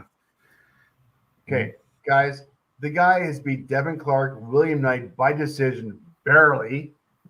Before that, he got lucky against Ike Villanueva, but his body kick around too. But that was in 2000. That was 3 years ago. Go to the next one though. Oh, look, he lost to Sam Alvey. I was wondering who the hell Sam Alvey beat. Well, that was his first fight in the UFC. It doesn't matter. It's still a loss. He had UFC jitters, dude. Smiling Sam. He was smiling. Sam Alvey was smiling that night. Shit was a long time ago. Recently, he's beat cans. Modestas He beat Khalil is Roundtree. on his way up. I Khalil get it. He's Roundtree. got 6 losses, but look at. I'm sorry. He lost to Victor, who is undefeated. Before that, he's been Zach Pagov, good fighter. Tyson Pedro, good fighter. Chuck Campbell, good fighter. Lee Chagwa, regardless. They have Khalil two similar Roundtree, opponents. Not good look because I think Marcin beat Khalil They have Roundtree. Vitor Petrino and who else? Different. Who else Okay, did they both? Oh, 3 Khalil years Roundtree. ago was a long time Oh, ago. if you want to do MMA math, No, Marcin- I don't want to do every math after 3 years. I know, but I'm just saying, if you did, the Marcin Prachnio beat Is the man. Roundtree and Bukauskas And he lost didn't look to as him. bad against Petrino. He didn't get knocked out by Petrino. Well, then He got wins subbed. And that's where Still better. finished. Both of them still got finished. In the third round, though, not the second. So he lasted. And if it does find its way to 79% the of ground, the last 7 Bukauskas events. is better. All right, let's move on. Okay, let me find where I'm at. Next, we have the still in prelims. Yeah, Yes. this is okay. Long Next, time we have ago, I'm close. Wales versus Ireland here. From Wales, we have Jake. Was it White Kong or something? Hadley taking on Colin Lofgren, the Irishman, 9-1. You just want to intro this, or do you want me to? I'll go over it quickly. You guys get some practice. What's that? Get some practice. Intro it. Ready? Oh, Or you want me to do it? Practice. Both of you. I have to intro all these. Do I have to intro all? You know, other shows they switch every fight. They switch to the next guy. Next guy. All right. I've been doing all right. The only Colin thing is, Lofgren, go the ahead. Don, is 9-1. He's winner of the 4-1 in his last 5. His one loss was to Taylor Lapilus, the French fighter, who is actually not that bad. He's a great striker. Colin Lofgren is he's very durable. He's tough. He is the moderate favorite here at -220 on Tapology, taking on Jake Hadley, White Kong. Jake Hadley is 2-3 in his last 5, coming off 2 back-to-back losses. One to Cody Durden by unanimous decision, and then one to Charles Energy Johnson by unanimous decision. Prior to that, he did have some good wins in the UFC against Carlos Candelario and Malcolm Gordon, respectively. Before that, Alan Nascimento, I think that was his debut, got a unanimous decision over Jake Hadley. So Jake Hadley will have the better experience here because he has more fights in the UFC. As in Colin Lofgren only's got 2 fights in the UFC. He's 1-1 here. But I'm gonna have I don't like taking all these favorites, but I do have couple spots I think where I can move on to I do have spots where I'm taking underdogs, but this is not one of them. I got to go with the Don. I got to go with the home team. Well, they're both home teams, but I got to go with the favorite and Colin Lofgren. I just think he's going to be more durable. I think his striking's better, and I got to check him out a little bit more. But I didn't take notes, but I had mental notes when I was listening to the breakdowns, and I was all over Colin Lofgren for some reason, and I'm not even a big fan of the guy. But I think I'm going to take him. I think he's going to win by. I think he's going to win by TKO as well. What do you guys think? I'll go first. Go ahead. I'm on the same boat as you. I got Jake Hadley as well. Sorry, I got Lachlan as well. Honestly, by decision, Jake Hadley went up a weight class and still missed weight by a pound. Kind of scary. I don't like the fact that he's going up a weight class. I don't like the fact that he's going to be giving up. He's not used to fighting against a guy, especially on the ground, And Lachlan is good all round. Strike land per minute, 6.27. Strike absorbed, 5.73. Not great. But negative striking ratio for Jake Hadley. So I'm going to give the advantage to Lachlan on the feet. And then if you want to go to the ground, this guy's ready for it. 2.50 against 0.24. Guys comfortable on the ground. Jake Hadley, I'm sorry, you're reaching at straws here. Going up a weight class was probably not a good idea. You will be, I think, the smaller fighter come the fight time. Yes, you did not cut weight. We got to watch the face-offs because I don't know. Pounds. But I think Lachlan did cut weight, and he's going to be putting on an extra 15 pounds. Going to have the advantage on the feet. And I think, believe it or not, even though Hadley's the smaller guy, I think Lachlan's faster.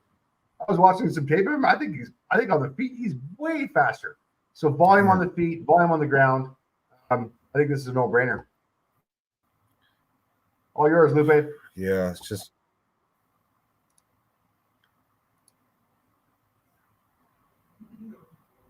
You're on mute. Come on. You're muted. I was making some good points. Nothing. Dude, hold on. Let me remember. No, I want to t-shirt bet you so bad right now, but I can't because I don't have confidence in Hadley being able to not be taken down and have that, and he not be able to get a submission from the guard. Can I, I think it's possible, but I don't want to put a t-shirt on it. I'll mortgage bet you. I'll pink slip bet you. Oh, you want to bet your car? What do you drive? Hadley does have submissions in his he's got submission wins. He's got triangle. He's got a couple rear naked chokes. So and it is possible. Ridiculous. What you driving? A Prius. Hey, do you go? Remember them? But I'm gonna go with Laughlin. I'm just going with the wrestler. Like I'm gonna pick the wrestler in this situation. So look, they're nose to nose. They size up pretty even, I think. But I'm not impressed, like super overly impressed with like I had Lapalus. We had Lapalus on a parlay that we won in Paris. That was Paris. That's when I first seen Kalen fight, and I was paying attention because we had money on it, and I wasn't like super duper impressed. And he beat this Pacheco guy. Who the fuck is that? I don't know who that is. And so I know who Jake Hadley is. That Angel Pacheco was great in the Contender Series or Tough House or something. I guess he was like he had one of like the toughest, best fights of the whole. Was it Tough House or something? Yeah, he had like a record amount of significant strikes. Him and Peyton Talbot, was him and somebody awesome. I'll check it out. Angel Pacheco. I'll check it out. Go ahead, keep talking. So, but I know Jake Hadley, and like I feel like his weird elbow defense that he does the elbow thing. I think it works against guys like Kalen. That's why Kalen's gonna take him down, and he's gonna get him down. But Kalen, obviously, right? He doesn't. I feel like what Hadley is the submission threat here. So what if he gets him down? What if Hadley is able to work from his guard? What if he gets a guillotine? Like, I would take maybe Hadley by submission or decision just to fuck around. But for the topology, for the show, I'm on Kalen Loughran.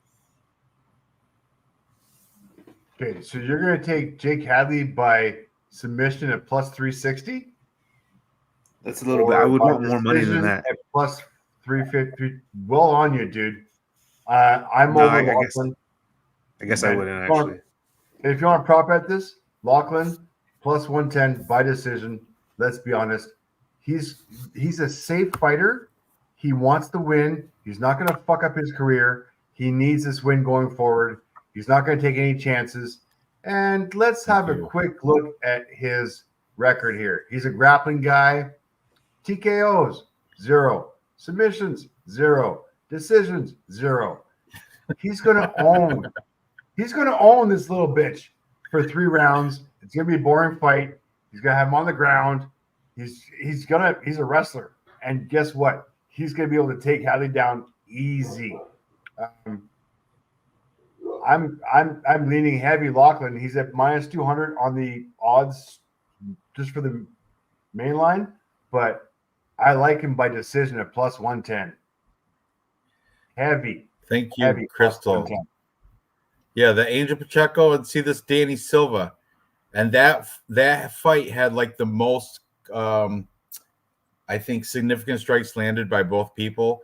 And then Danny Silva went on to he's like undefeated in the UFC. He beat Jacob Malkoun, I think, or somebody. He beat somebody decent. I'll find out. Not Jacob Malkoun. Oh, Josh Coulibaugh. Josh Coulibaugh. I don't know. He beat Josh Coulibaugh, who's also I knew it was some Australian guy. Yeah, I got to keep up on these fucking contender guys. I'm gonna watch the season. First season, I'm gonna watch. Dennis Bazooka coming up in next month. Danny Silva, Dennis Bazooka, good fight. That starts August 5th or some shit, huh? Yeah, August 5th. First contender series episode. August 24th, he's fighting him. But anyway, whatever. Back to where we're at. So, yeah, Dave and I are on Colin Lofgren. You're on Jake Hadley. Let's move on to the next fight. No. I'm on Lofgren. Oh, you are? You changed it? I never picked Hadley. I said I wanted to, but I can't.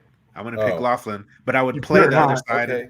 And then Dave pointed out that I'm not even getting enough money back. So I'm on all the way, Kalen all the way. What is he, minus? Bet online, Laughlin is minus 235 and Hadley's plus 200. That seems about right, though, I think. All right. Moving up the card, we have Molly McCann taking on Bruna Brazil, who we spoke about earlier because she beat Shauna Bannon, one of these girls. We spoke about her. But Molly McCann, you know, she loves that spinning back elbow. She did it back to back, right? Let's open up Dave, can you open up her Tapology for Molly McCann? Meatball. She's looking good most recently too. Yeah, see, it was Hannah Goldie and Luana Carolina. See, those are both back-to-back spinning back elbows. Impressive enough to get signed to Barstool Sports.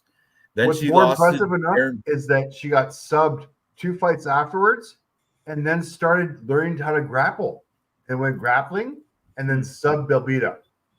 So she lost 2 fights by sub and then got better and went like, that's what's impressive. Really impressive. Like talking about improving your game. You see where you're losing. And you know what? I was also impressed by her Instagram because she's trimmed right down. She's in great shape on her Instagram anyway. I'm like, holy smoke, she looks good. She looks really good. Yeah, the Aaron Blanchfield, of course, you got to give her that loss. Julia Stoliarenko, her armbar is her one-trick pony thing. That's how she wins, Julia Stoliarenko. So, I mean, she got caught in it. What are you gonna do? That's her only path to victory is armbar. She went to a grappling tournament, like you mentioned. Go fucking start grappling and then start fucking armbarring people. You're gonna get good. Yeah, now she's flipping her over, but she's taking on this relatively newcomer, Bruna Brazil, the special one, 9-4-1. What are the odds on this? It's got to be kind of tight, isn't it? Let's see. No. Bruna Brazil, no, it's not at all. Plus 265. Molly McCann is minus 315. So I think that's off a little bit because Bruna Brazil, she's not like a joke. She lost to Loma Lookboonmee. Oh, you know what?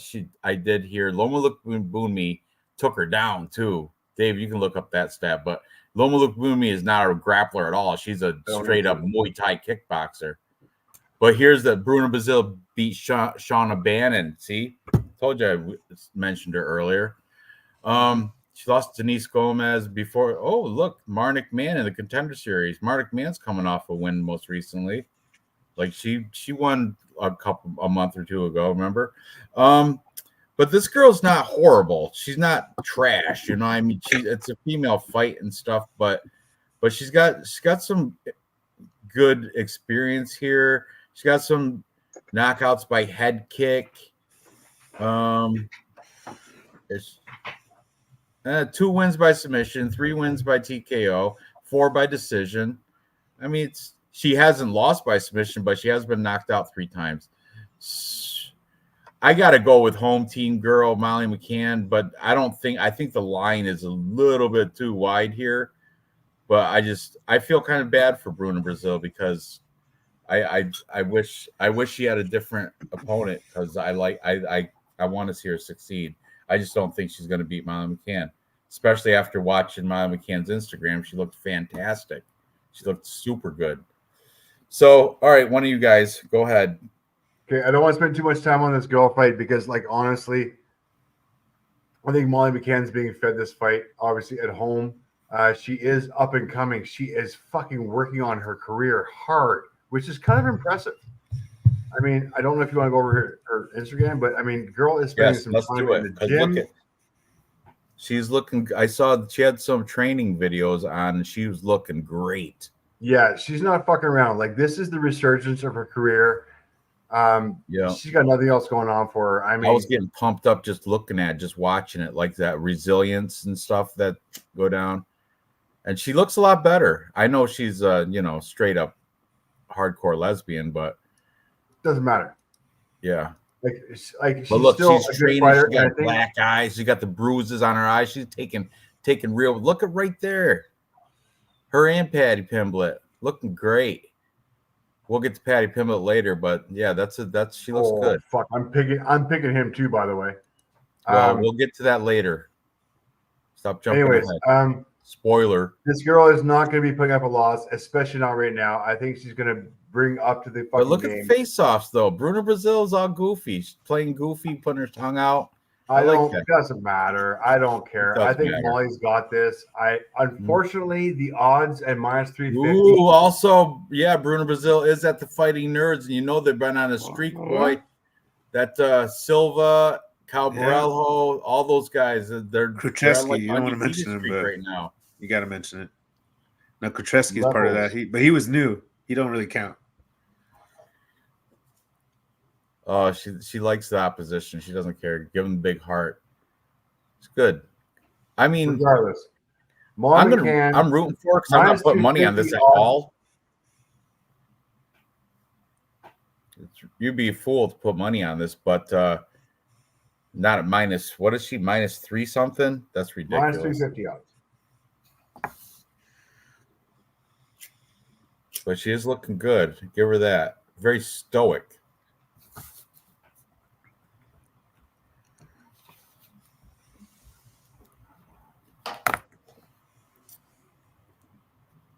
And look, she doesn't even look at her. Molly doesn't even look at her. Bruna's all smiles. She seems loose. Bruna seems relaxed. Yeah, she looks relaxed and everything. Molly looks a little frigid and serious, but I think that's a good serious. I think that's what you call focused. Determination. Yeah.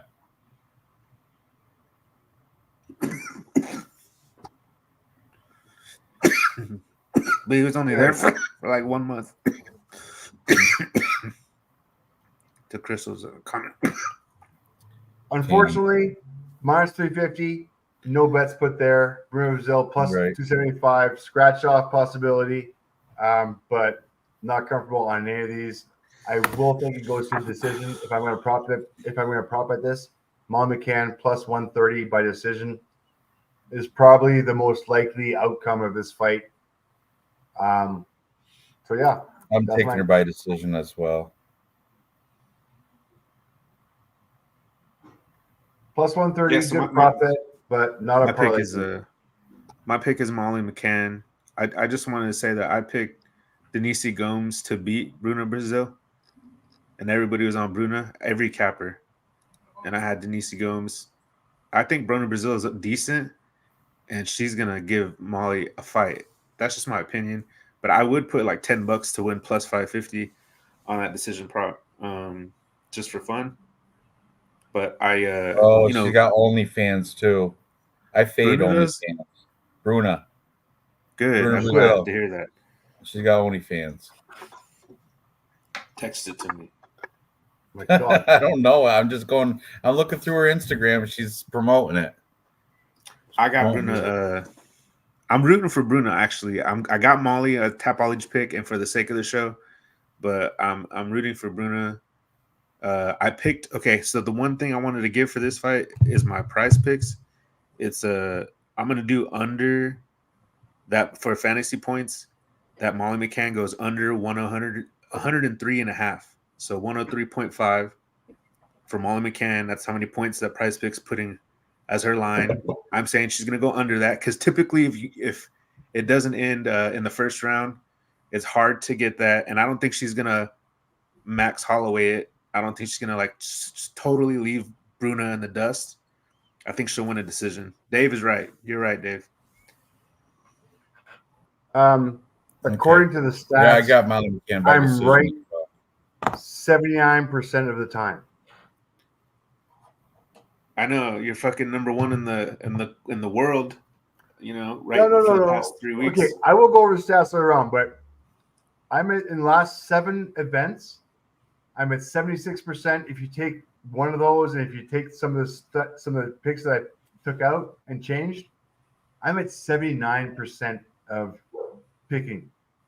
Dave, when you talk, Dave, I listen to you when you talk. When Ranj talks, I don't listen to anything. I'm just all ears when you talk now. I'm all ears when you talk, Dave. You know what? I know nobody likes a bragger. So anyway, let's move on. Follow drunk Dave. How's Bragging, Dave? Big deal. You got first place in your Tapology group 2 weeks in a row. Big deal. All right, moving on. Next, we have the 30-year-old prospect Nathaniel Wood taking on the 38-year-old Daniel Pineda. 38 guys, and yeah, and this is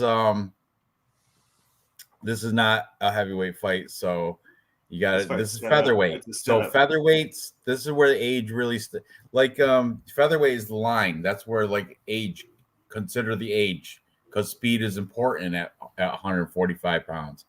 Nathaniel Wood, the prospect, 30 years old, coming off a loss to Muhammad Naimov.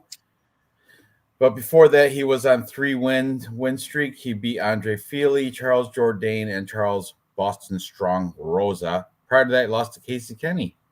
Okay. Daniel Pineda, he's been out for a while, hasn't he? A year. He's been out for a year, where he took his last fight was a loss to Alex Caceres.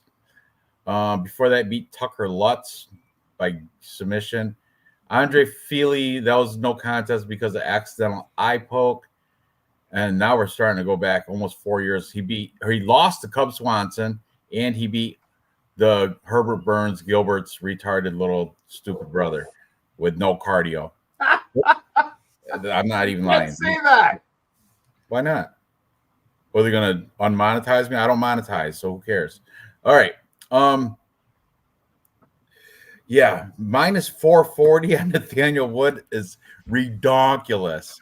Redonkulous. That's, man, I so want to take Daniel Pineda early, because you know what? If he's going to give it his all, like in round 1, that it's going to be round 1 or bust for the pit, Daniel Pineda, and realistically, I think he can get it done. Let's open up Daniel Pineda's resume.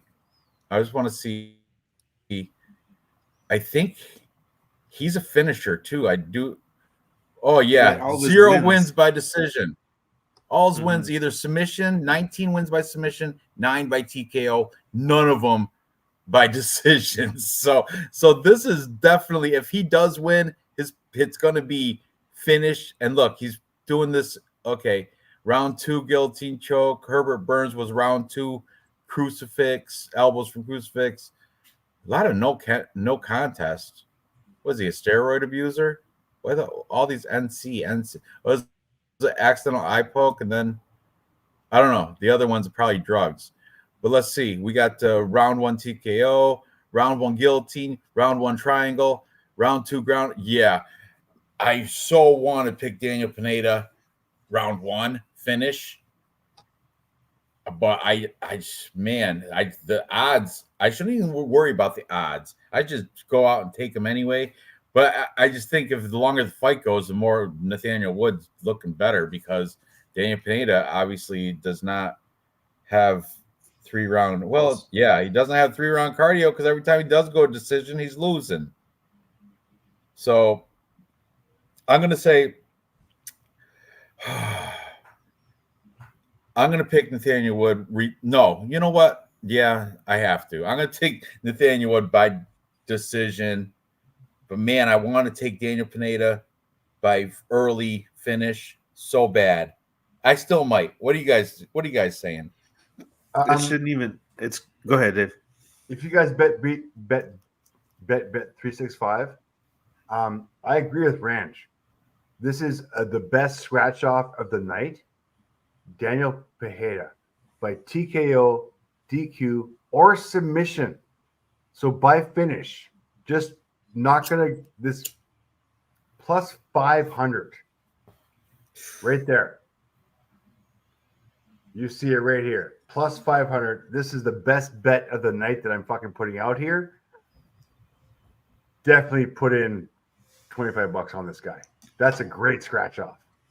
I get Dude, Ranch has a point though about first round.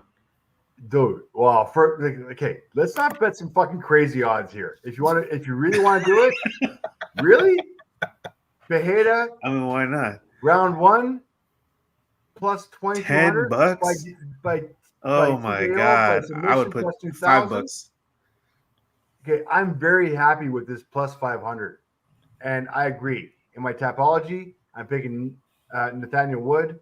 I'm not betting on him because the odds are not there, but I'm definitely putting a scratch off on Daniel Pineda by TKO, DQ, or submission at plus 500. Good Might luck, come Dave. in, it might not. I don't care. Nah, it should. Look at this bet. I can't put this on Nathaniel Wood. No way. Listen to this. Daniel Pineda wins inside distance. If it goes distance, no action. That means it's not. If it goes to the decision, you get your money back. Plus 300. Daniel Pineda plus 300 inside distance, no action. I don't have safe. That. Yeah, I'm saying Bet Online has that right now. I'm going to do it right now. So $10 bucks. That's pretty good. I see what you're saying. So just as long as Nathaniel Wood doesn't finish him, right, you get your money if back. If it goes decision, doesn't matter. You get your money back. Who? Okay. Daniel Wood? Who's Daniel Wood? Nathaniel Wood. Oh, Nathaniel Wood. Nathaniel. I must have heard that wrong. I don't know. Maybe I said Randy. What? By the way, Nathaniel has not finished anybody in since 2019. Oh, see, good bet. That's a safe bet because even that's how I'm picking on Tapology. Nathaniel Wood by decision is my pick, but that's a safe bet. If it goes to decision, you get your money back. And Daniel Pineda, he can knock him out plus 300. Well, if not knock him out, I think he can sub him. I think it'll be a submission. Actually, I think that's going to be the route to victory. Regardless, this fight's going to decision. Pineda might have a chance. What's your Tapology pick, Dave? I like Kiwi Brew. Nathaniel. That's awesome. I'm betting on Nathaniel. Nathaniel. Yeah. Hey, is this the headliner? Is this the headliner of the prelims? Fuck, I hope so because we gotta get some main event. This fucking thing's going long. What are you going? It's 11 o'clock, dude. What's it been, an hour and a half? Dude, I have no life. I'm not going anywhere. Honestly. Yeah, we still got after this. We still got like 1, 2, 3, 4, 5 fights. Not bad. Okay, so who are you taking? Nathaniel Wood or Nathaniel Pineda? I'm taking Nathaniel Wood. Nathaniel Wood? Yeah, I'm betting on Nathaniel too. Hmm? Kiwi Brew. We're all over this. Fucking who is Kiwi Brew? I don't know, but I like Kiwi Brew. I like Kiwi Brew too. Sounds delicious. All right. Moving on. Seltzer. Is it a seltzer? I bet it could be. It's one of those vodka drinks, like kiwi. Hey, kiwi vodka. Kiwi Brew, welcome to the chat. Hope you don't mind getting abused. Next. Can we hit the main card yet? Oh, fuck. All right. The main card. Moving on. We are the curtain jerker to the main card. We got Arnold Allen, the Welshman, taking on the Georgian, and Giga is a Giga Chikadze. Giga Chikadze. One of the funnest names to say. Is it Giga or Giga? I don't know. I think I've heard of Giga a lot more than Giga. Giga. Oh, let's look at little Nathaniel Wood, 30-year-old prospect. Hey, he is little though, huh? He He is a littler because he fights 135. Got that big back tattoo of the Sam. Yeah. Play that back. Got like a big Shogun tattoo on his back. Let's play it real quick. We got time. He's bigger. Oh, boom! Right there. That's mad. That's an awesome tattoo too. He's bigger, scary. More experience. He's a better.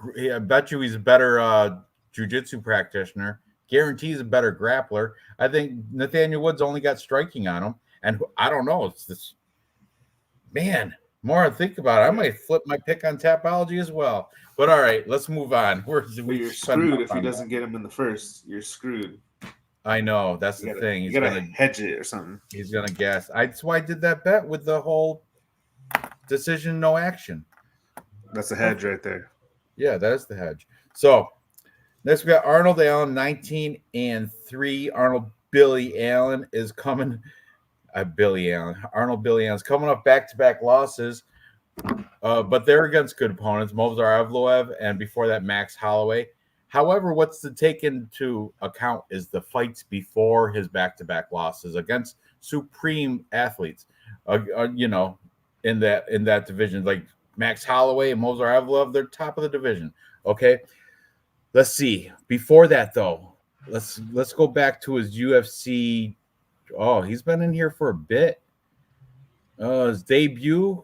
Oh, man. Debut was in 2015. We don't even have to go back that far. Go up to, let's start at Makwan Americani. That was 2017. Dave said 2016 is a cutoff. So Makwan, he had a split decision win there. Then he beat Mads Burnell. Mads Burnell is that, I think he's like a Swedish or Norwegian fighter that's he's like in Bellator or something. He's good. He's good though, Mads Burnell. He's totally veteran. He's good. I don't know Jordan Rinaldi. Gilbert Melendez, that guy's veteran, 22-7. Yeah, that is good. Nick Lentz is good. Sodiq Youssef. Oh, Sodiq Youssef's boss. That's a great win. Look at this. He knocked out Dan Hooker. Who can knock out Dan Hooker? Not many. Arnold Allen can. That's right. And Calvin Kattar. Oh, that was a knee injury round 2, but still finish him. Doesn't matter how he finished him. You hurt your knee, whatever. That's a win. Is a win against Calvin. Can't play Kattar. And then he took those 2 losses. But we said, and they went to decision. It's not like these guys finished them. So. I mean, I give him a break on both those losses. Movsar Evloev, he's still undefeated, isn't he? Yeah, still undefeated, Movsar Evloev. So how can you take from that? But he's got a kickboxing standout in Giga Chikadze. Giga. Let's just call him Chikadze. I know how to say that one. Chikadze, though, I noticed in the ceremonial face-offs, weigh-in face-offs, he didn't take his shirt off. I think it's because he's frail. I think he's like soy. His body. Look at it right there. He doesn't even look like a fighter. He looks like he should be. I don't know. It's not fighting though. He doesn't look like. Yeah, something like that. He's not a fighter. But his proof is in the record. I mean, he beat Alex Caceres, unanimous decision. Lost to Calvin Kattar, unanimous decision. Edson Barboza, good win there. That was round 3. Cub Swanson, good win there. Round 1, body kicked, ground pound. Jamie, that's the Afro Samurai, Jamie Simmons. Not good, but still, it's a win. Omar Morales, he was hyped up, but he had never really panned out to be anybody good. So, looking back down here, though, Jamal Emmers. That's 2020, not that bad, not that long ago.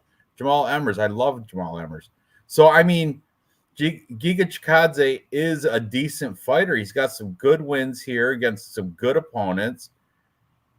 He does, like I said, he was a standout kickboxer. You can see that through his record. He's got all these kickboxing fights. Some loss, some win, whatever. But unfortunately, here's another spot where I got to go with the favorite home team too. But man, I will. That's why I might have to pick Daniel Pineda just because I got to take at least one underdog. But in this case, Arnold is it all in? What's his middle name? What's his nickname? I mean, Almighty Arnold, Almighty Arnold Billy Allen. I'm taking Arnold Allen. I think he's gonna. Yeah, I think he dominate. Even if it stays kickboxing, I think Arnold. But I think Arnold Allen's smart plan would be to go take him to the ground because Giga, even though he says Georgian, he doesn't have any wrestling chops. He's a kickboxer from Georgia, not a wrestler from Georgia.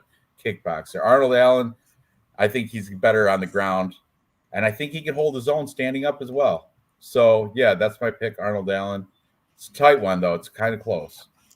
What do you guys think of this?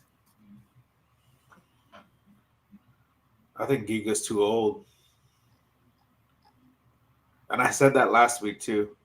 But if I'm going to play the odds, if I'm due, it's the odds. I got to play the odds. Last week, the old man won. Hollabout. What's the age discrepancy? I think he's 36. 35? 5 years. See, look, Giga never took off his shirt at all. Well, here comes Arnold Allen. First thing off, shirt. That's right. I'm not afraid to show my physique. And killer mustache. What a killer mustache he's got.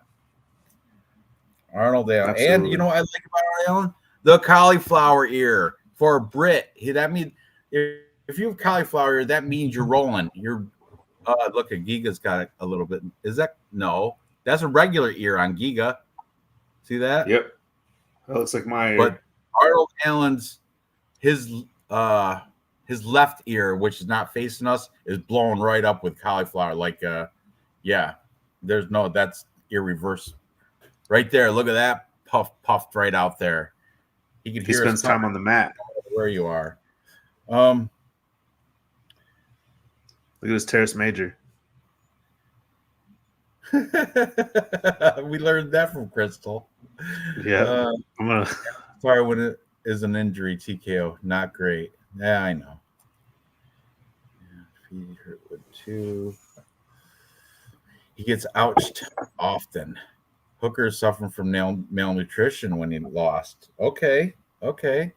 Well, excuses are like assholes. Everybody's got one. That's my line. Why didn't he eat? You know, You took that from me fucking last weekend. have a meal, bro. You're about to fight. Giga has some ground game. Does he? I don't know. Giga Ninja Kazi. Let's see if I'm going to check out his real quick. His tap submissions. Oh, he does have one win by submission. Uno. He showed it on Dana White Contender Series. Dave, what are the stats? All right, here we go. Giga, 4-inch reach advantage. He is the more veteran fighter, and I'm going to say that veteran as being experienced. Strike land per minute 3.39 versus 4.08. Advantage to Giga. Strike absorb 2.91 versus 3.44. Advantage to Allen. But let's be honest, Giga's faced a way better repertoire. Now, if it does go to the ground, and I get it, you guys saw that Arnold Allen has one fucking cauliflower ear. His takedown average 1.02 versus 0.23. But unfortunately, Giga's takedown defense is 69%, which is almost fucking 70, which is pretty damn good against a fucking repertoire of fucking assassin killers compared to Arnold Allen's records. Takedown defense, 75%. So as far as I'm concerned, this thing with the takedown defense at 75% and 69%, it's going to be on the feet. I would never want to take one of Giga's fucking trademark Giga kicks. He patented Giga kick to the body. Yeah, that's what I don't care. I forgot all about one that. Of those. There is a strange whip to that shit. I don't care what you say. I don't like it. I don't like the fact that this guy's coming off of fucking 2 losses. I can't not pick Giga. Besides the fact that Arnold's at home, but I think this might be the one time that the home team the guy thinks he's better than he is. He's going to mail it in. Yeah, he's in great shape. But once again, levels to this game. I think Giga is way above the fucking norm here. I gotta go Giga. I can't go otherwise. I'm sorry. Okay. I don't care what the odds are. I don't care what it is. For not caring, you're doing a lot of apologizing. Stick your chest out and say it. Don't say, I'm sorry, I'm going to take Giga. Say, I'm taking Giga. That's how you got to say it. I'm not proud, but I can't. A home team, and I really don't want to be the home fucking team advantage. On Giga. Plus 183. Chicka chikadze. I got plus 187 for Giga. Minus 213. Arnold Allen, minus 225. Oh my goodness. Man, minus 225. Right. I'm going to bet on Giga. I'm going to put a scratch up on it. I'm not putting him in any parlays. I'm picking Giga on Tapology. But yeah. You know what? Now that I'm looking at his thing, I forgot about the Giga kick. And the Giga kick is a body kick. And if he's going against Arnold Allen is what's he? Is he southpaw or orthodox? Yes, he's southpaw. Because he opens up to it. Yeah. So what's going to happen is Arnold Allen's body's going to be there. His body's going to be available for that kick. He's going to expose those ribs right there for the whole fight. That's now you got me second thinking it, Dave. I guess that's why we do this show, right? Oh man. All right. Like honestly, if you're looking at volume striking here, he lost against Evelev. He outstruck Evelev, but still lost and was taken down 5 times. Regardless, he lost against Max Holloway. Evans really did Max Holloway. He outstruck Calvin Guitar, Hooker. Man. He took down fucking Sodifia Sook, but Sodifia Sook is not a great takedown guy. Are you rethinking it, Dave? No, I'm not. I'm confident. All right, sure? This was fucking. I'm not betting on fucking shit that was in 2021, 2020. We're going fucking recency. Like, we can't go back that far. 3 years tops, kids. Recency so cut off 2021. I'm on Giga. I gotta go Giga. I cannot go other way than Giga. Ooh. Arnold Allen has his own soft drink. Do you know that? I'm looking at his Instagram right now. I'm sorry. Go ahead. Real fight picks. Man, I'm gonna go with I mean oh man. See, the thing is I respect what you have to say now.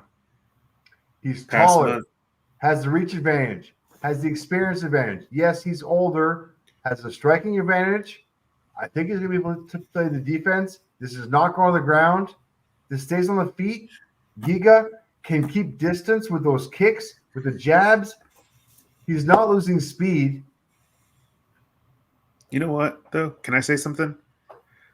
I expected Arnold Allen to lose to Max Holloway. And maybe even Mozart Evloev. I expected that. So, like, and Arnold Allen's always, I expected him to beat Dan Hooker for some reason. You know what I'm saying? So, I expect him to beat Giga here. That's what I expect. What happened with Cater? What happened with Cater? That's my problem too. Like, that was a fight that Giga knee injury. No. And it was kind of fluky. I'll admit that. But I think in that fight, you're talking about Arnold Allen's fight. I'm talking about Arnold Allen won round 1, though. I think. What was the? There you go, Dave. TKO round 2. Arnold Allen 23 strikes. Calvin Guitar 14 strikes. KO. Yeah, he was outworking him though. He was outworking him. He can do that same thing. That's the kind of shape he's in. He's gonna. Because my problem is Giga should have beat Calvin Kattar, and he got his. I remember watching that fight and feeling sorry for Giga, and I know every capper. uses that fight as a reference. But I mean, I guess he held his own with the strikes according to the numbers. Giga took him down. Sorry. Qatar took him down and beat him up with a ground and pound. That was the only way that fucking happened. But unfortunately, Arnold Allen is not going to take Giga down. I don't know. He might. Cater had wrestling, huh? He's a wrestler. He's a New England cartel. They're a little mixed. They do strike. Well, he's a boxer, but I think he's a wrestler. I think that's his background, Calvin Cater. So you guys are making me second guess myself because Arnold Allen, he's just like a tough guy, right? He wasn't a wrestler, right? Like he wasn't like a. I'm going through his Instagram right now looking for some signs of grappling and wrestling or something. He's got, wait a second, he's got 3 takedowns since 2017. Sorry, since 2018. 3 takedowns since 2018. Yeah, all I see is striking stuff. I don't see any type of wrestling shoes. I don't see any 3 takedowns, belts or gis. I see a lot of gloves, a lot of striking. 2 takedowns in 6 years. Sorry, 3 takedowns in 6 years. I'm gonna go with the Arnold Allen still. I believe. Oh fuck! I believe it's his time. I need 2 hats. Can I have 2 hats? I'll bet you. I'll bet there you. Go. Can't have enough hats. I'll bet you a hat for a t-shirt. There you go. I want that. If you don't want that, I mean, no, it's on you. I already got a bet with him, so take this one. Okay, I got the hat bet, but Dave, you should wear that T-shirt right now. I'm jealous, Dave. Fucking wait, that's that how you accept your gifts, Dave? Are you so homophobic you can't wear a Jeff Molina shirt? No, dude, half my family's fucking lesbian. What? Like honestly, I got. Like, what's the problem? So what's the beef? You know he's a good fighter. Is it because his gambling thing? I used to manage a gay bar called the Paradox. You cannot fucking do this. It's not time for stories. Right there, bitches. Here we go. What was the restroom like in that place? Arnold Allen's. He's at the TriStar with Faraz Zahabi, striker. That's it. Now I think I might switch to Giga too now. You better, because Arnold Allen is not going to wrestle this guy, and that's the way he's going to win. But he has that. Giga is a kickboxer. Arnold Allen has the it factor. Crystal. Yeah, back me up on my 79% accuracy picks. 79% accuracy picks with the last 7 events. Please help me out, Crystal. Back me up. I couldn't put it more articulately, or was that a word? I'm sorry, my bad. I couldn't put more eloquently, than saying that he has that it factor. All right, we spent enough time on this. I'm still on. I haven't decided which way I'm going to go yet. So I said Arnold Allen by decision on paper here already before we've been doing the show. But yeah, I don't know. I'm not sold on it yet because I'm having my doubts now because you're right. Arnold Allen, if he doesn't take it to the ground, I think he loses, and I think Giga might keep it standing and outstrike him and win his stupid decision. Well, I'm on Giga, and Crystal's on Giga too. Can't bet. Yes, you can bet against Dave. I got a whole wardrobe. You'll lose. I'm betting a hat. Okay.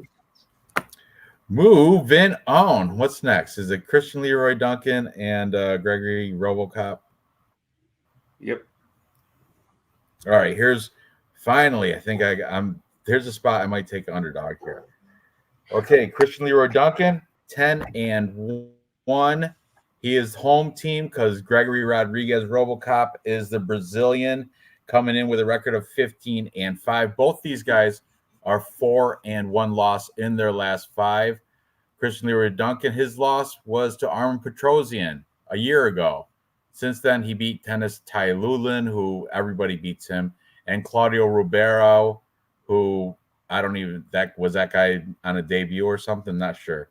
Gregory Rodriguez, His last loss was against Bruno Ferreira. Got TKO'd with a counter left.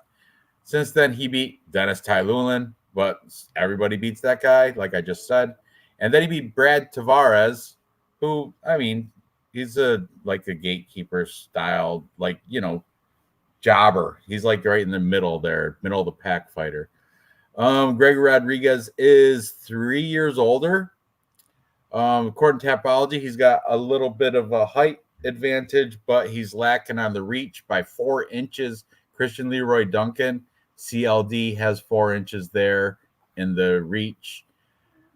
Tapology community is picking Duncan. Most of them are saying by TKO, but here's the spot where I think, and RoboCop is it's near even. These are tight odds, but I think I'm going to take the slightly plus money in RoboCop only because I know RoboCop's. You know what I'm thoroughly impressed with RoboCop is that fight he had against Chidi Njokuani, Chidi Bang Bang, where Chidi Njokuani split him so hard that you could see his skull. You could actually see his skull on TV but RoboCop, and this was like round 2, and RoboCop still came back and won that fight with a split with bare skull sticking out. Now, and plus, if it does go to Christian Leroy Duncan, probably better on the feet, but Gregory Rodriguez does have a black belt, and he can get it to the ground. And if it does go there, he's levels above Christian Leroy Duncan. So I'm going with the underdog here, and I'm going to take RoboCop Gregory Rodriguez, and he's only 32, even though I know he looks like he's 45. He's really only 30. It's like a Brazilian thing. They all look super old or they're lying about their age. But I'm going to go with the Brazilian Gregory Rodriguez over home team CLD. What are you guys thinking on this one? I'm with you, Ranj. I'm with you, Ranj. I'm on Gregory Rodriguez. I'm sorry. I'm going to leave it at that. I'm on Gregory Rodriguez. He's a more well-rounded fighter. He actually poses a submission threat, but I have him by second round KO just because I feel like his grappling is going to get him to the position where he can just ground and pound. All yours, Dave. All yours. My bad. I didn't know if you were going to jump in or not. No. I love Christian Leroy Duncan. Honestly, don't get me wrong. Amazing fighter. But I don't think we realize, and this is the problem with fucking Rodriguez, is he looks old. You're right. He looks old. He looks like he should be 40 years old, but he's not. 32. He's in his early 30s. He's in his prime. Coming off of 2 wins. I mean, honestly, the gatekeeper obviously ranked way higher than everybody else.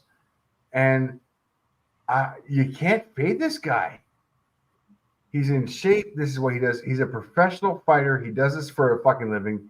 He's not going to come out to this fucking mailing it in. He is tight. He is right fit. there. Look at Fight camp.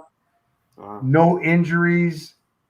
Obviously, way better repertoire. I don't want to call him a gatekeeper yet because I still think he's going to work his way up there.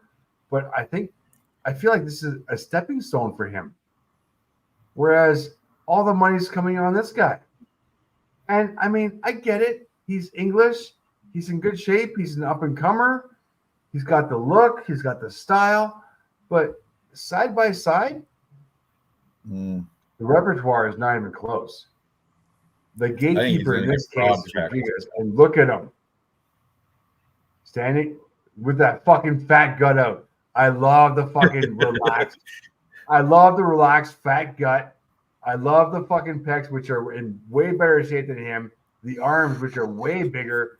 Shoulder size higher. There's your height advantage right there. Fuck the head because big long necks. That's the thing too. Is Ardaline? She looked like a deer in the headlights, and she might be a head case tomorrow. But RoboCop, he's gonna be like really in the fight. This is like putting your pants on. This is second nature to him.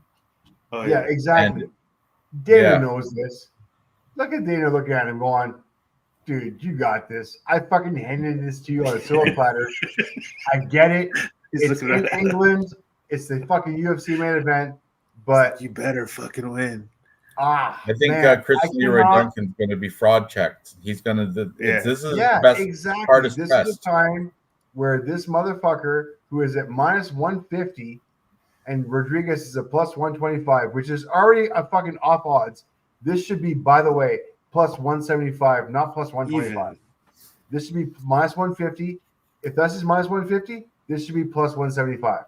Unfortunately, bookies know Rodriguez has a fucking chance in this shit, and it's a plus 125. Let's go to the stats real quick. Good. I got him only at plus 110 on Bet Online, so plus 125 is great. I'd be all over that. I gotta find my fucking. Okay, wait a second. I get back here. Let me just go over some odds real quick. All I remember is the Because grappling this is stats. worthwhile. The guy's fucking been here for a while. Rodriguez, 6.08 versus 5.96. Rodriguez used to the volume. Strike absorbed 5.30 versus 3.82. The quality of opponents is not even close. Here's where it counts, guys. Ground game, 2.46 versus 0.45. Takedown accuracy, 14.45. Takedown defense, 50 to 100. That's pretty bad for like. I believe this guy challenges on the feet, and I believe he owns them on the ground. And at fucking plus money, Let's all go. day long. Christian Leroy Duncan's been training with Leon Edwards for this. Just saying. Looking at his Instagram right now. Leon Edwards sucks. So we're not there yet, Dave. No spoilers. Okay, sorry.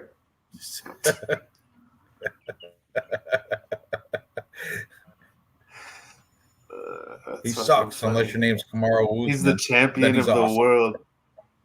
I know. He's He not. sucks. It's like hard to live up to Dave. It's Horrible like fucking champion. it's hard to live up to your Let him fight standards. I GM3. can name Let's see how 5 bad fighters Let's see how better than good him. he is against GM3. I can name 10 fighters better than him. Just because like GSP comes from Canada doesn't mean, you have that as we have that. I mean, God, Dave, he's the champion. Uh-huh. Leon's the man, bro. He sucks. Okay. Leon is on. the fucking man. So Give me some real dog fight here. picks. I'm all What's over your dog. pick here? What's I your got pick on this one? Rodriguez. I have Gregory. Oh, we're Gregory. all on the dog then. We're all on him. I have him winning by Sweet. ground and pound. Sweet. If because his chin, he has looked kind of chinny, but he's just tough, and I think he can take down. I think it could be like not a close fight. I think he could get fraud. He could fraud check CLD right here. I think so. Right now I'm looking at a picture him real like on Instagram of Gregory Rodriguez, super young.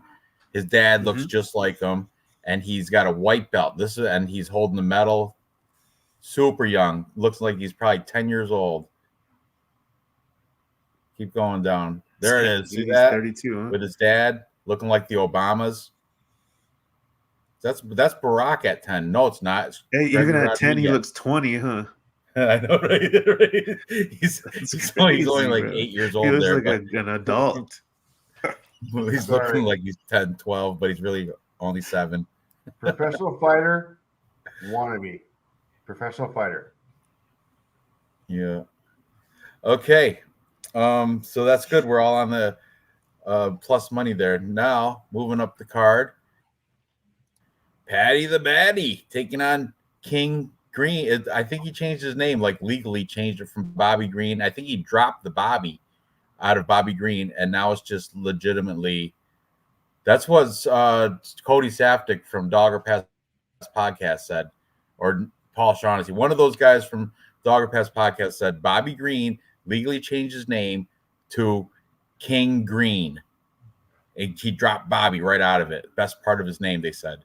Draw the best part of his name out of his. But here's the deal. Bobby Green, he's 37 years old. Okay. Whereas in Patty the Batty Pimblett, hometown team, by the way, is 29. It's, that's 8-year difference right there for the hometown boy, Patty the Batty Pimblett. who I know everybody likes to hate on him because robbery decisions. We had nothing to do with that, but and what do you if you get a robbery decision, it's not like you're gonna be like, no, I shouldn't get that. You're not gonna not take it, you know. But Paddy the Baddy, he's not bad. I was gonna wear a shirt today, but I passed. Instead, I got this one. So let's open it up and pull apart his little fight resume for real quick. We'll take it apart. So he's what kind of a streak is he on? Oh, nice one. 1, 2, 3, 4. Oh yeah, 1, 2, 3, 4, 5, 6, 7 fight win streak. Decky Dalton, Cage Warriors. That was a good win there. Another Cage Warriors fight. Then he had his UFC debut against Luigi Vendramini, who I think retired, or I don't think he's in the UFC anymore, but still good debut. Won that. Rodrigo Vargas, all right, wins that. Jordan Levitt. Jordan Levitt was actually keeping pace. He was like, it was sweating. He was making him nervous, but he found the rear naked choke in round 2 for Paddy the Baddy. Then there's Jared Gordon. There's the robbery. Everybody in the world thought Jared Gordon beat him. Everybody except Dev the Dude or MMA Jesus, the only one that, Jared Gordon didn't win that. But whatever. Everybody else thought he won. That was a robbery. And then, of course, he's going to beat old Tony, crazy Tony Ferguson. So now he takes on Bobby Green. Bobby Green's hyped up for this. Bobby Green convinced Dana to put up another 6-digit, $100,000. Yeah, $100,000 for bonuses, and that was all. Yeah. All those and fighters. He said he did it because Leon said yes to do it. Because Leon said. Edwards. Well, anyway, Dana did it, and I heard Bobby Green was the reason he did it because Bobby mentioned something back in like UFC 300. Remember, he said, I don't know, but anyway. So Bobby, he really wants to win that. He's all about the money, you know that. And Bobby, he does have the goods to get it done. But I just don't like his age discrepancy here, being 37 years old. You know, I know it's at was a lightweight 155, right? That's what this is at. So it's not the heavier you get, the easier it is on your age difference. But let's see, Bobby. Okay, coming off a win against old Jim Miller, unanimous decision. Lost to Jalen Turner, punches round 1. Ugh, don't like that one. He beat Grant Dawson. That's a good one. That's a great win. Round 1 too, he beat him. I remember that. That was a fantastic win for Bobby. Beat old ass Tony Ferguson, crazy Ferguson. Lost to Drew Dober. Had a no contest against Jared Gordon. So Bobby's been around. He's fought pretty much every style of fighter and everything, and he's got the goods to get it done here. I just don't like the age difference, and Paddy's at home where he's loved by all, and he makes it he's got a lot of pump behind it, just like him and Molly Camp. Same thing. They actually use the crowd to their advantage to give them more will to win. You can't lose in front of your home crowd, especially with all the hype and stuff going into it. So I'm picking Paddy to win this, but I'm not betting it because Bobby Green can shock everybody, shock all of England and come out on top. What are you guys thinking here? Man, you just made the case for me to pick Bobby Green. Just your whole breakdown. It's like if I just didn't, if I just listened and I cut it off and I'd be like, oh, that guy chose Bobby Green. If I didn't hear you say it, you know what I mean? So I'm going to you convinced me right now, Ranj, because look at, he finished Tony Ferguson, and that was kind of a somewhat close fight with Paddy and Tony, and then he lost to Jared Gordon. Okay. He beat what's a good win that his best win. It doesn't even compare to Bobby's. What's the best win that Paddy has? I'll tell you, Grant Dawson probably. What's his best win? Yeah, Paddy Pimlet's best win. I don't know. Yeah, Jordan Levitt, mean, maybe. Which is not that great of a win, but I guess so. dude, I'm gonna if you're not really confident to bet it, then it's probably not going into Oh, he the beat Juicy cap- Julian. He beat Julian Rosa back in 2016 Cage Warriors.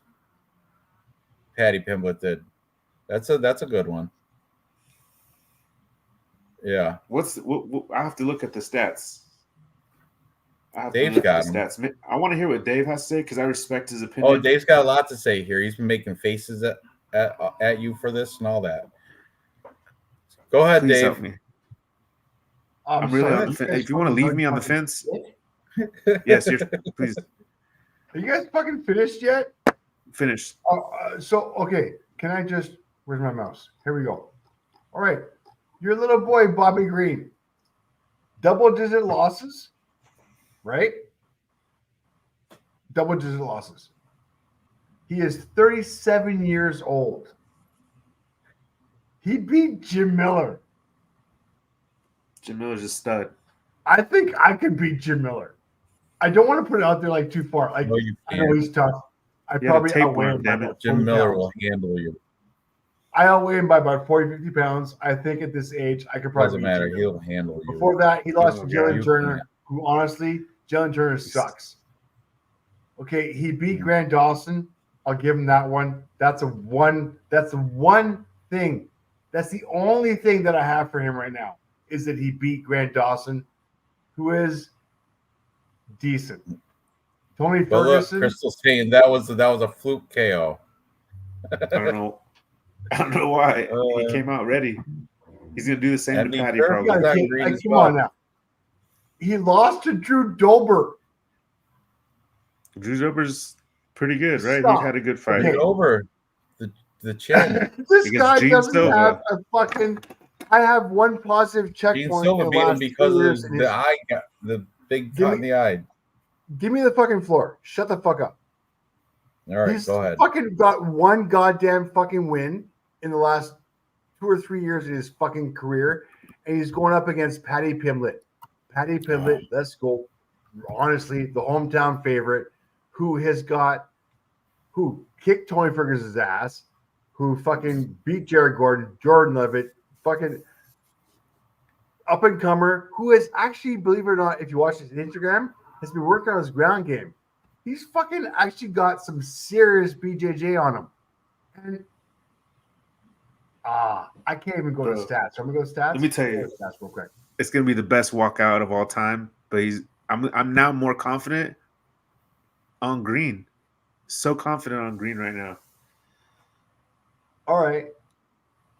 Okay. Patty he's over. Yeah, he's hyped up a lot. You know, he's not as good as everyone thinks he is. Give you that. I'm so hyped. So my at goodness. 155 Overrated. pounds, I'm going to take the Ninja Pinpoint Striker, who is way faster than the 37-year-old. 37-year-old.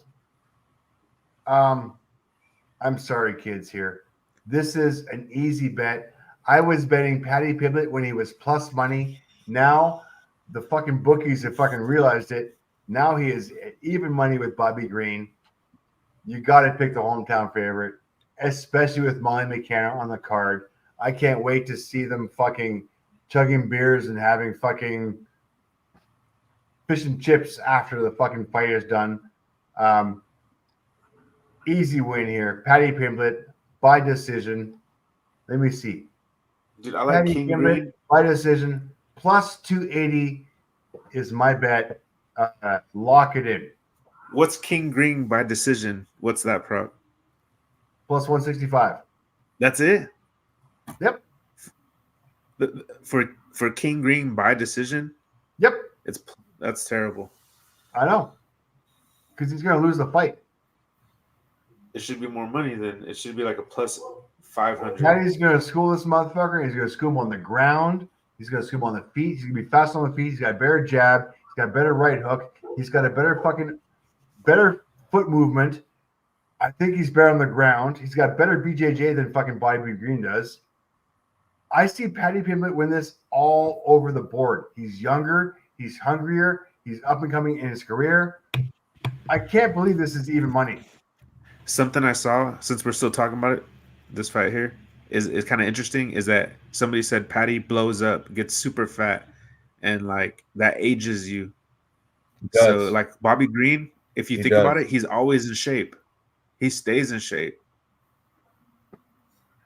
It could be a factor in his cardio here. What are it you could talking be a about? factor. Like he might have ate a hamburger right now. Hopefully he didn't. You know what I mean? He's got an issue. He's a child so still. Fat. He's a child still. His bones haven't stopped fucking developing yet and fucking hardened. Patty Pimblett, it can. Okay, maybe when you're 40 years old, that fucking weight fluctuation might happen. Not to this kid.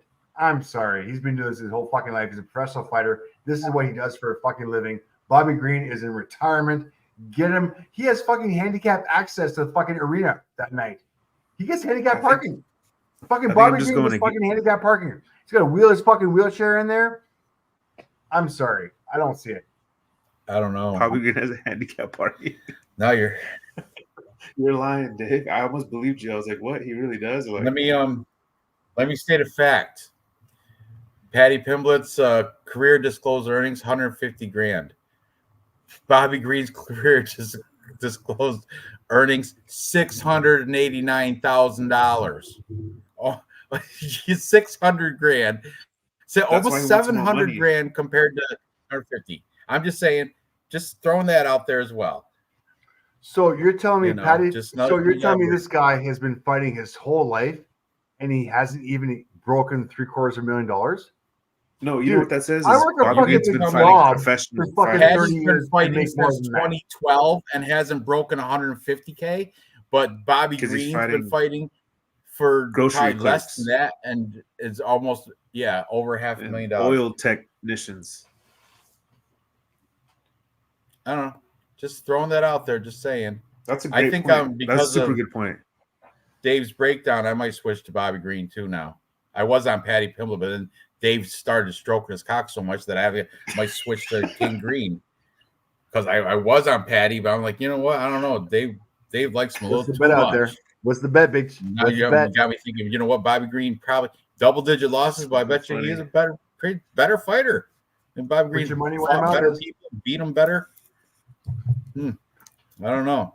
Salikov probably gave parlay from weeks ago. Ooh, that's a good one. Salikov, he came through, old man Salikov. He saw that right at the casino. Remember, Dave? Good luck. Dave had a Ponzinibbio. Yeah, I had to buy Dave drinks because of that. It's all right. It's all good. Hey, dude. Good man. By the way, winner buys the drinks. No problem, buddy. We had a great fucking weekend, by the way. Thank you so much. We had a great fantastic weekend. Dude, anytime you want to do that shit again. Anytime. Yeah. Make it a yearly thing. I'll go to all the mud runs in Ottawa. That was a good experience. That was good. Can we just go fucking for dinner? You don't have to fucking run 6K on fucking obstacle courses. I don't need boot camp for 6K. Like, let's just go for dinner. Yeah, I told you that. You're the one that was doing stupid. Oh, I just ran 6K. I'm gonna dive in this ice cold lake now. I'm like, okay, Vlad. What are you gonna fight Angelo from We Want Picks too? Jesus. All right. I'm gonna fight Manny. Why you gonna fight Manny? I'm gonna fight Manny. I think I'm gonna fight Manny from MMA Fight Club after watching all those videos. I almost died in that last fucking mud pit. You know that, right? I almost fucking died in the last mud pit. What? I found the mud pit? Yeah, you were stuck in there. I was like, grab the rope, Dave, grab the rope. Yeah, grab me, bitch. Give me the fuck out. I almost died. Oh, that was awesome. Awesome. All right. So what's the odds here? How much plus money is Bobby Green getting? Even money, bitches. Is it even? Yep. It is now. Man, I was hoping I was plus money before, but now he's getting money. I was hoping I was getting him at plus. But no, you're right. Bobby Green's Bobby Green's slight favorite, minus 114. And Patty Pimblett's minus 106. Jump on it. See what I mean? But man, at home though, if it goes to decision, even they're going to give it to Patty. That's why I can't go Bobby Green. But realistically, I think it'd be robbery. I think Patty's going to win by robbery decision. Dude, it's Patty Pimblett. It's Patty Pimblett's contract. I think I heard this is the last fight on his contract. Oh, they'll renew it though, just because his name's, just because he brings fans. He brings. Well, listen, if it goes to decision, maybe maybe the judges would be like, you know what, I'm gonna help the UFC out. I'm gonna give it to King Green. No, they don't. They'd rather be like, fuck the UFC decision. They're gonna help the bookies out. Whoever the bookies want them to pick, they'll pick. Oh man, that's why they're both negative money right here. There's no reason, no matter what. Guys, Patty's background, you think it's striking, but believe it or not, it's grappling. I know. I did know that, but I think Bobby Green wrestled in college. I know, but Patty, you don't know. Strong point. Otherwise, you wouldn't be saying it. Yeah, it's fucking BJJ, guys. BJJ and his striking is fucking amazing. No chance for fucking Green. I'm sorry. I wish I didn't have Bobby Green, KO, and T-shirt bet already. Hat bet. So Ranches are gonna buy me a hat. I'm sending you this T-shirt. What we got next? Dude, I'll wear it for the show. Dude, I'll sign it and fucking send it. Fucking glad. Bro, I would be happy to sport the best capper I know for the past 3 weeks. Signature on my shirt. Play Bobby Green by KO or Pimblett by decision. 7 weeks, bitches. 7 weeks. Jesus Christ. You pick 80% over 7 weeks. You call me. Patty KO. I don't think it's going to be a KO. Bobby Green. Manny! All right. Sorry. Manny, welcome to the chat. I missed you, homie. It's been a long time. There he is. Thank you, Manny. Awesome, Manny. I heard you. I saw a video where you called out Jamal Hill. Said you're going to fight Jamal Hill. That was awesome. Awesome. Okay, everybody in the chat, subscribe to fucking MMA Fight Club. This guy's a fucking rock star. Get his fucking channel. Everybody subscribe to MMA Fight Club. Subscribe to him for sure. Pure entertainment. Pure entertainment. Love it. And the best voice. The best voice. The best. MMA. Got that smoky golden voice. Golden. Got the perfect voice for radio. Golden. All right. MMA. We're all fucking dude. We're all sucking your cock. Hardcore. Dave speaking for himself. I don't do that. Strong language. It's very, very Dave and Jeff suggestive. Maybe those guys. Yes, I do appreciate you, Manny. What did I do? Me and Tom Aspinall, we don't do that. But anyway, speaking of Tom Aspinall, let's move on. Can we go to that? What shirt was I wearing? Fucking do not, Manny. If you clip that, I'm gonna fucking kill you. Okay, moving on. Next, we have for the heavyweight interim heavyweight championship of the world. We have the rematch between Tom Aspinall and Curtis Razor Blades. Last time it happened, Aspinall had some fluke thing happen to his leg. You guys all know. I mean, what was it? What is it? Torn meniscus or something? Something weird. I don't even know. A win's a win. You know, like you said earlier, that should happen. I know. I said it just about somebody else earlier. Yeah. A win is a win is a win. Yeah, somebody against Calvin Kattar. Was it Giga? Or no, not Giga. It was Arnold Allen.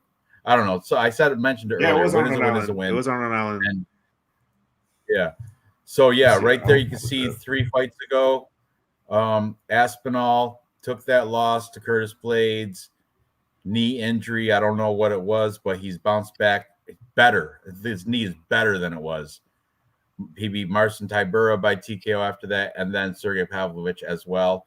Curtis Blades, his numbers up. He's next. He's next on the getting TKO'd by Tom Aspinall thing. That's what I think. Let's see, because look, he took that TKO to Sergey Pavlovich. After that, he beat Jalton Almeida, but that Jalton Almeida is just stupid fight IQ coming in for a double leg. and struggling. He would just let it go. I was like, just let the double leg go, Jalton Almeida. Just let it go. But he won it. And that's where Curtis Blades like, fine, you're going to keep your head right by my hip there. I'm just going to keep punching it until you're done. It's so stupid. It was I was so pissed off at Jalton Almeida. So pissed. But nevertheless, here we are. I think Tom Aspinall's just going to box the crap out of him and finish him. Is this 5-round fight too?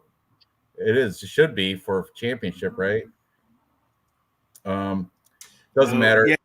Yes, It is. It is. But you know what? I think Tom Aspinall's going to get him within 3 rounds. I'm going to say before 3. I think under 2.5. I would take under 2.5 Tom Aspinall. That's my pick.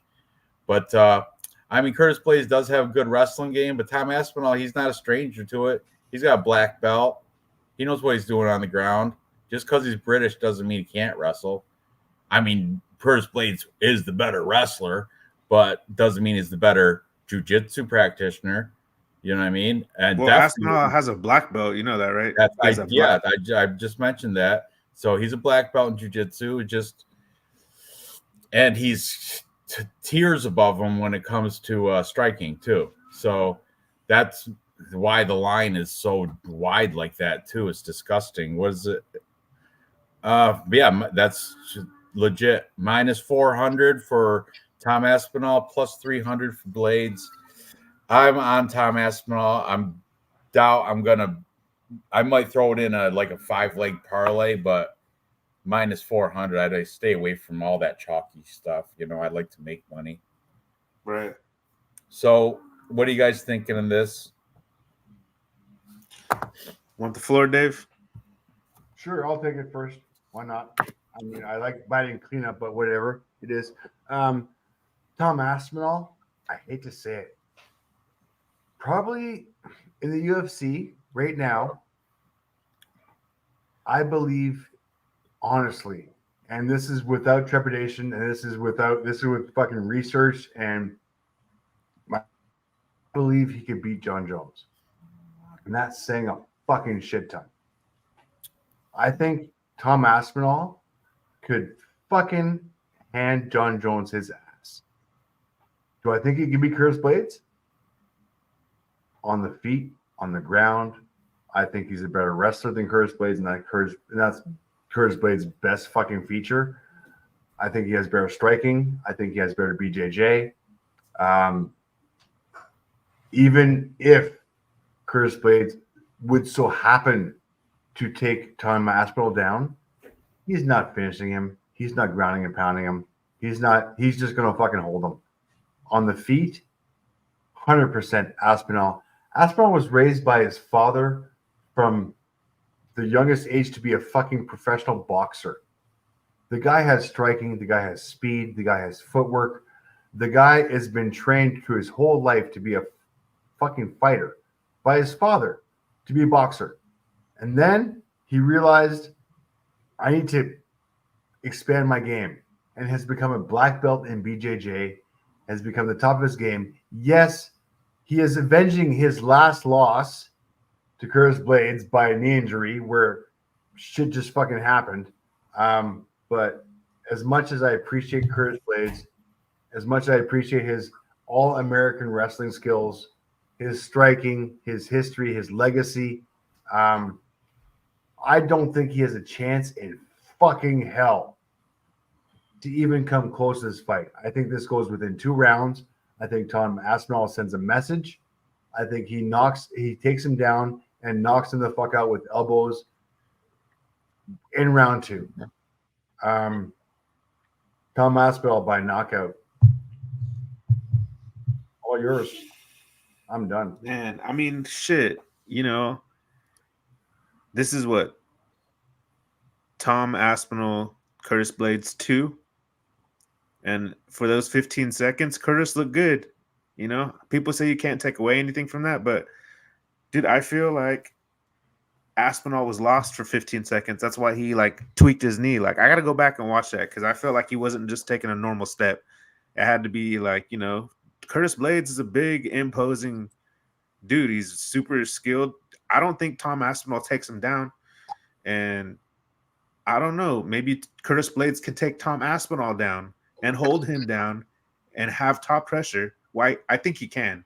I think that's a real possibility. And we'll have to see in that first round.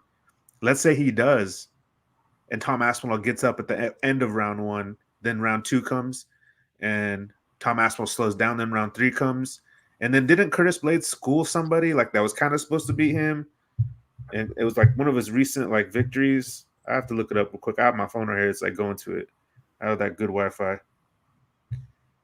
You're saying slow Tom down. Aspinall Sleep is me going to hanging. slow down in round Who was 2? that? Who did Curtis Blades fight? Like it was like No, wait. Jailton Almeida. Stalkers? That's who it was. It was Jailton Almeida. He schooled Jailton because Jailton Yeah, was but I beating him up. told you that was Dalton Almeida had the dumbest fight IQ in that fight. But he fraud checked. Wouldn't let go of the stupid double leg. I think Curtis was an underdog. He definitely was. He was. So this is a lot of the same to me.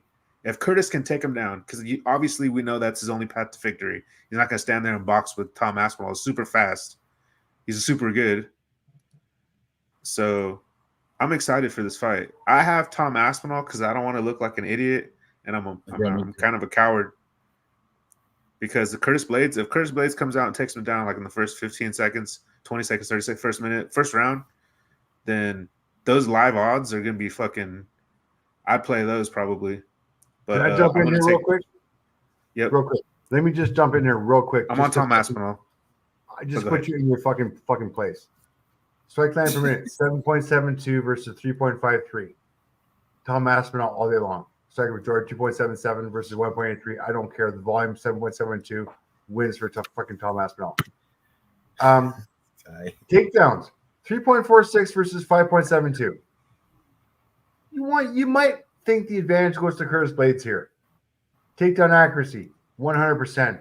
Takedown defense, 100%. Submission average, 1.17. This motherfucker ain't even close. On the ground, believe it or not, Tom Aspinall has it all day long. On the feet, he's got it all day long. Curtis Blades it's a fucking joke. He gets sorry. almost 6 takedowns. I'm sorry. There is for 15 minutes. In the stats. Man. This fight should not even be on the card. I appreciate you, Curtis. Listen to you, Dave. Stop being. That's retarded. Listen, Curtis Blades has only. Pull up his Tapology. He's only lost to. He lost to Sergey Pavlovich, Derek Lewis, and twice to Francis Ngannou. That's it. And all those guys, all they are big shot. You know, they landed that big shot. I mean, Tom Aspinall is going to have to land that big shot because Sergey Pavlov lost to Tom Aspinall, right? What? No, you went over his record, right? It's about he lost to Sergey Pavlovich. We're all picking Tom Aspinall, but you're talking to me in Real Fight Picks like we're not. But anyway, yeah. I'm talking. Let me put you in your place, Real Fight Picks. Let me put you in your place. Well, no, I see what he's saying. I see what you're saying. Well, let me put you in your place, dude. It's not even fucking close. This should not be in the fucking. Close, this should not be in the fucking fight. You make me want to switch my pick just because you pissed me off. Because you trashed the other person so bad, and it's not even. He shouldn't be trashed because he's good. No, he lost to Pavlovich, Derek Lewis with the uppercut, and then Francis Ngannou twice, because nobody else could knock him out. You know, nobody else could catch him, and he got that Derek Lewis. He got caught. He for real got caught. Sergey Pavlovich. That was just I don't know what happened there, but we're all on Aspinall. But I'm just saying Curtis Blades is not like going to be an easy walk in the park. Lock it in. I hate Curtis Blades' fight fucking strategy. I know for a fact I'm the first one to say this. Nobody said this yet, but what is Tom Aspinall going to look like in round 3? Nobody's even thought that. I'm the first one to say that. You guys haven't heard that until right now. Way better than fucking Curtis Blades. All right, moving on. Where are we at? We're all in fucking Aspinall, all right? We're on the main event now. I just wanted real quick. Now you got me check. I want to see. Oh man, you're right. Tom Aspinall has never went to decision ever. Over. And you know what? Curtis Blades trains at Elevation too. He trains in Denver. Trains at Elevation. Tom Aspinall, round 2. I put real doubt. Over. I'm just saying it's. I feel honestly. I wish it was a 3-round fight because it's 100 and something points on Price Picks for Tom Aspinall, and I like doing unders, but only if they're 3 rounds. 5 rounds, he can get like a bunch of strikes off. You know what I mean? I don't trust he can get Blades out of Elevation Fight Team. He's been to I don't know if he's been 5 rounds, but he's been to decision and won them 5 times. Never lost a decision. There's something else too. Never lost a decision. Boring piece of shit. Wins. He got good wins. Alexander Volkov, Shamil Abdurakhimov, Junior Dos Santos, JDS, Alexei Olonik. He's beaten a lot of good guys too. All right, don't make me switch. But anyway, let's move on to the main event. Okay. All right. We got another rematch. Leon Edwards taking on Bilal. Don't forget the eye poke, Muhammad, because that's what happened last. And that eye, see how Bilal has that one eye, it's like popped out a little bit more than the other one. Not so much in that picture, but if you look at his Instagram, whatever, he's got that one eye it's like popped out. It's like different. And that was before Leon Edwards went 2 knuckles deep into it. Leon Edwards, he did. That was, oh my goodness. It was like a teenager on prom night. He went so far. And Bilal was seriously like crying like a little girl in pain. That's why he couldn't continue fighting, because he was bad. It was bad. Yeah, it was bad. It hurt me. I was covering my eye when I saw it. I was like, oh man, that's killing me.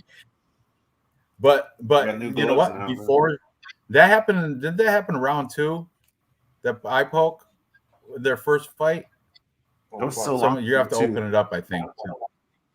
It was a while ago, but still. Where is it? Bilal Muhammad. I just saw it. But anyway, I think it happened like round 2. And Leon Edwards pieced him up round 1. I think it was round 2. Does it say? Hang on. I'll find it in fucking stats. Give me a second. All right. Anyway, Leon Edwards was winning that fight until Bilal Muhammad rightfully cried about his eye being, yeah, and he went far. He was like itching his brain. That's how far he went in with that finger. So big British shot. My eye. So anyway, Leon Edwards, I think he's going to do pretty much the same. Bilal Muhammad's going to try to use his wrestling, and his wrestling's not bad. He wrestled in Chicago in high school, like Illinois, and his wrestling's decent. His American wrestling's decent. It's good. But Leon Edwards, I mean, if Kamaru Usman can't use his wrestling successfully against him, I don't think Bilal Muhammad's going to either. Leon Edwards should win this fight.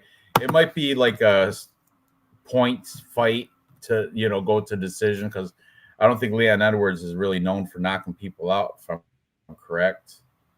Did you find out what round that was?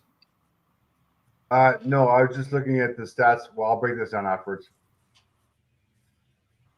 Okay. Well, anyway, like I said, their first fight, Leon Edwards was going to win it until he was winning. Anyway, he was winning that first fight. Yes, he was. And I think it's going to be a lot more the same as last time. I think he's going to land his shots. He's a target fighter, Leon Edwards. He's going to land his shots and outpoint him and get the victory like that.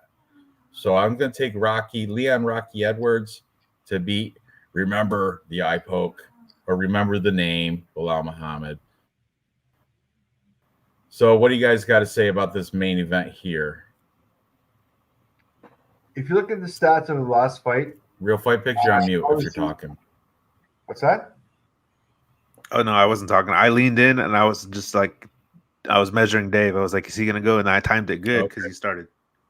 Dude, okay, so if you look at the last fight, Okay, go ahead. Edwards Somebody. obviously had the advantage. Significant strikes, way more volume, way more percentage. Total It strikes. was round 2, by the way. Yeah, and the only time that Bilal Muhammad had any advantage was in the clinch, which is 2 out of 3 times he kind of owned them, but still could not get things done.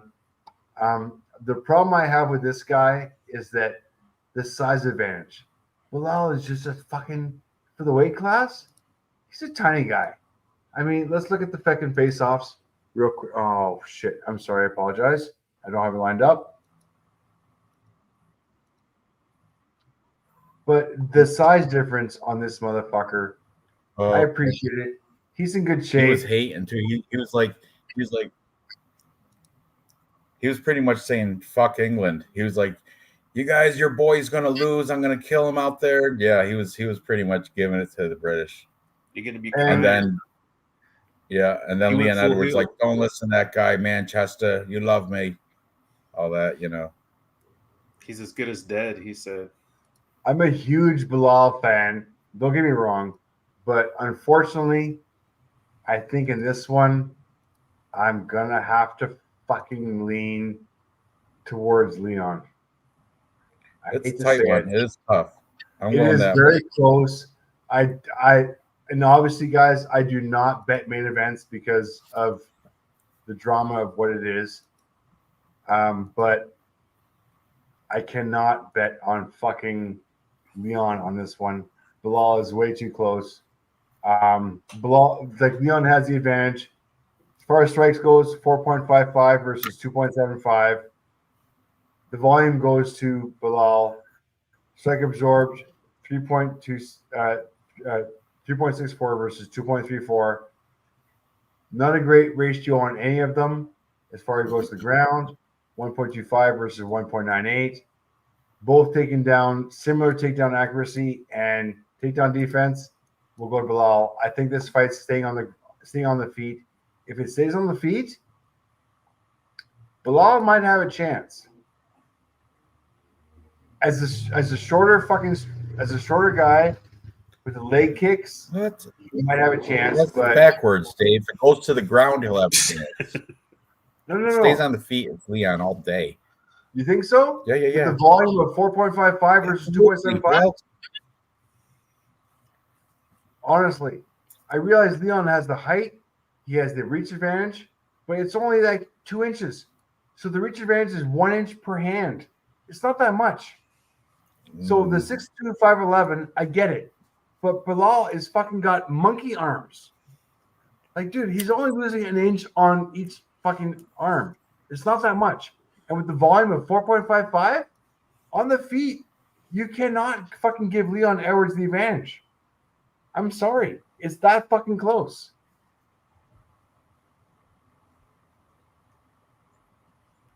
It's a coin flip.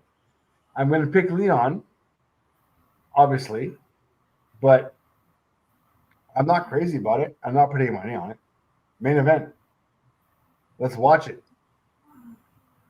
Leon won last fight. I think Bilal is trying to come back, but I think Leon might have the advantage. Just going after watching the last fight, I got Leon, but the odds are leaning to Bilal, which is kind of scary. But I'm betting on Leon. By decision. No finish here.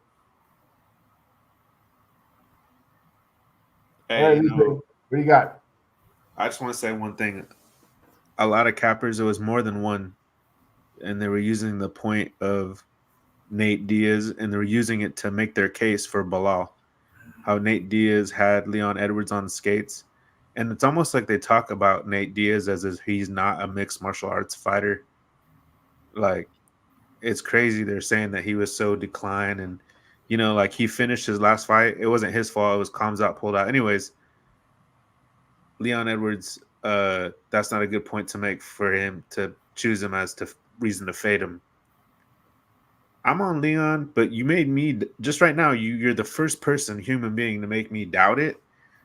because Why? I always liked Bilal. When Bilal was on TV before he was like where he is now, I thought, oh man, this could be a good fight. I knew Bilal was gonna bring it, and but I'm just gonna go with the narrative. He did good against Kobe. He did good against what's the name, Kamaru. So he's actually getting better too. So we'll see who became the better fighter after however long it's been since the eye poke.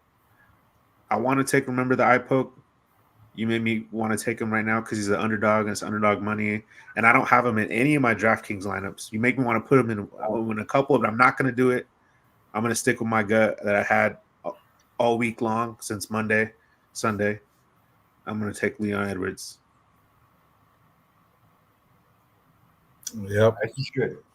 So we're all in agreement there, but I'm not. He's kind of chalky for my betting taste. When I Bilal, don't bet on new events, and this is Bilal no certainly way. can win. I think this is a coin flip, and at minus 250, plus 200, coin flip. Yeah, so I'm staying away betting. But I do always do a full card parlay, but aside from that, I'm not putting money on because it really could go either way. I'm looking at the crap right now, and man, Yeah, Bilal has improved since the Bilal last could fight. maul him in 4 and 5, right? I could see Bilal mauling him in round 5, round 4. Take him in the deep waters. I bet you that's Bilal's game plan. I don't know. That's where Leon Edwards. That's where he comes out. Look against Kamaru Usman. What happened? Won him late. He probably he trained good too. He trained. It's in his home country. All right. Now we have to find spots where we're not too chalky, but we all agree. So nothing over 200, nothing over -2. Nothing bigger than -200. No girls. You know the rules. So let's see. Starting from the beginning. Well,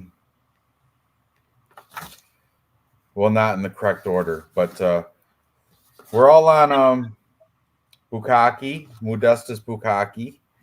We all like him, and he's like -147, I think I said. Yeah, -147.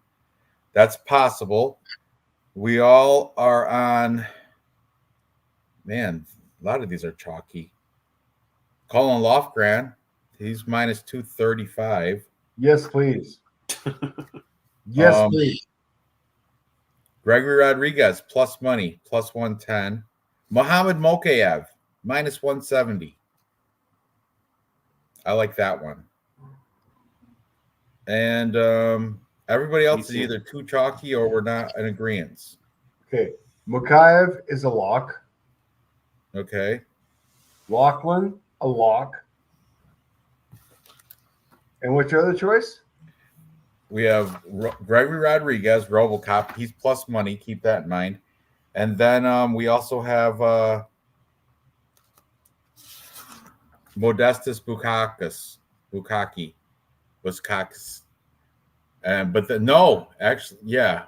Actually, real fight picks. Did you pick Prochnio? I wasn't gonna say anything, but I did. Okay, I did pick Prochnio. Then we'll keep it legit. All right, done. We didn't, so we're not against. So it's Mokaev, Colin Lofgren, and RoboCop, because everybody else is either too chalky, a female, or we disagreed. I think that RoboCop pick separates the men from the boys. I think so too, and I think that's for the people that are taking CLD. I think it's a trap. I think it is a trap. So let's see what that comes in on Bet Online. Let's see, RoboCop +110. Who else we have? Muhammad Mokaev. Oh yeah, -170. That's a good number. Oh, that's for good. him. That's a good number. Yeah.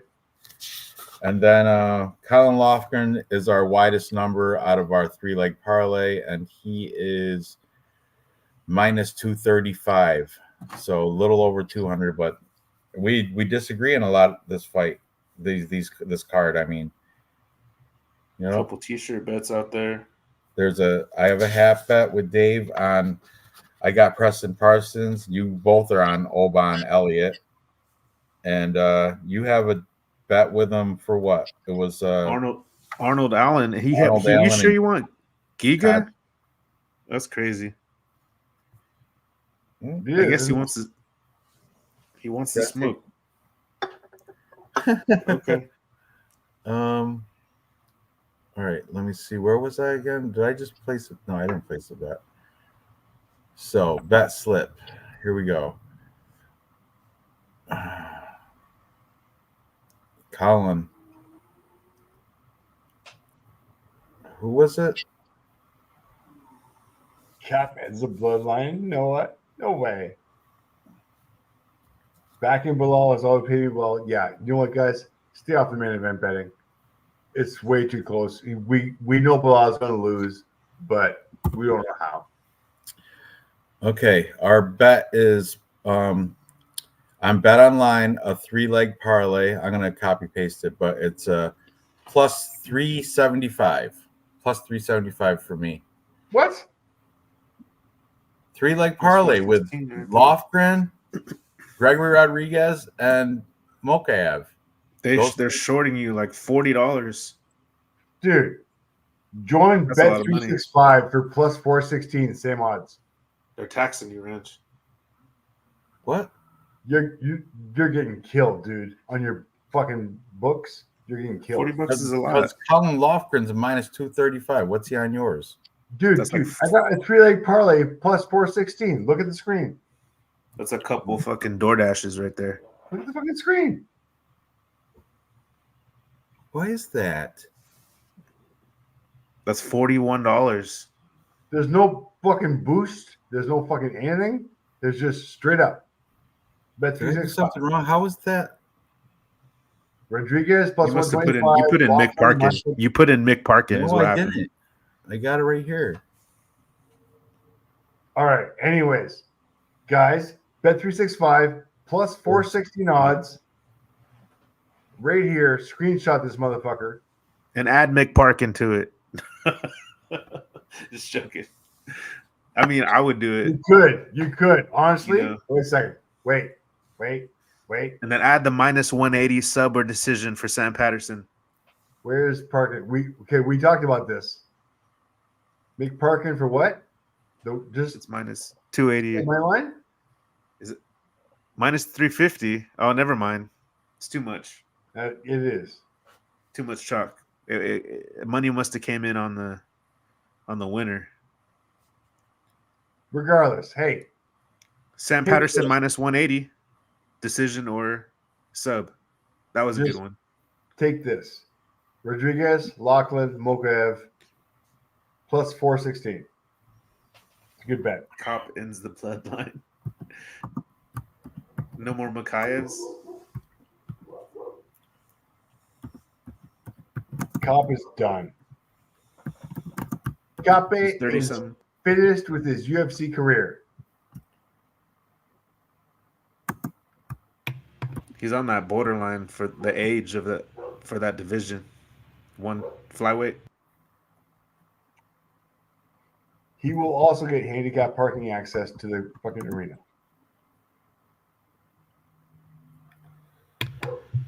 He's getting there. All right, Ranj, what do you got? I'm pasting it right now. I clean it up. Lofgren, Gregory Rodriguez, and Muhammad Mokaev.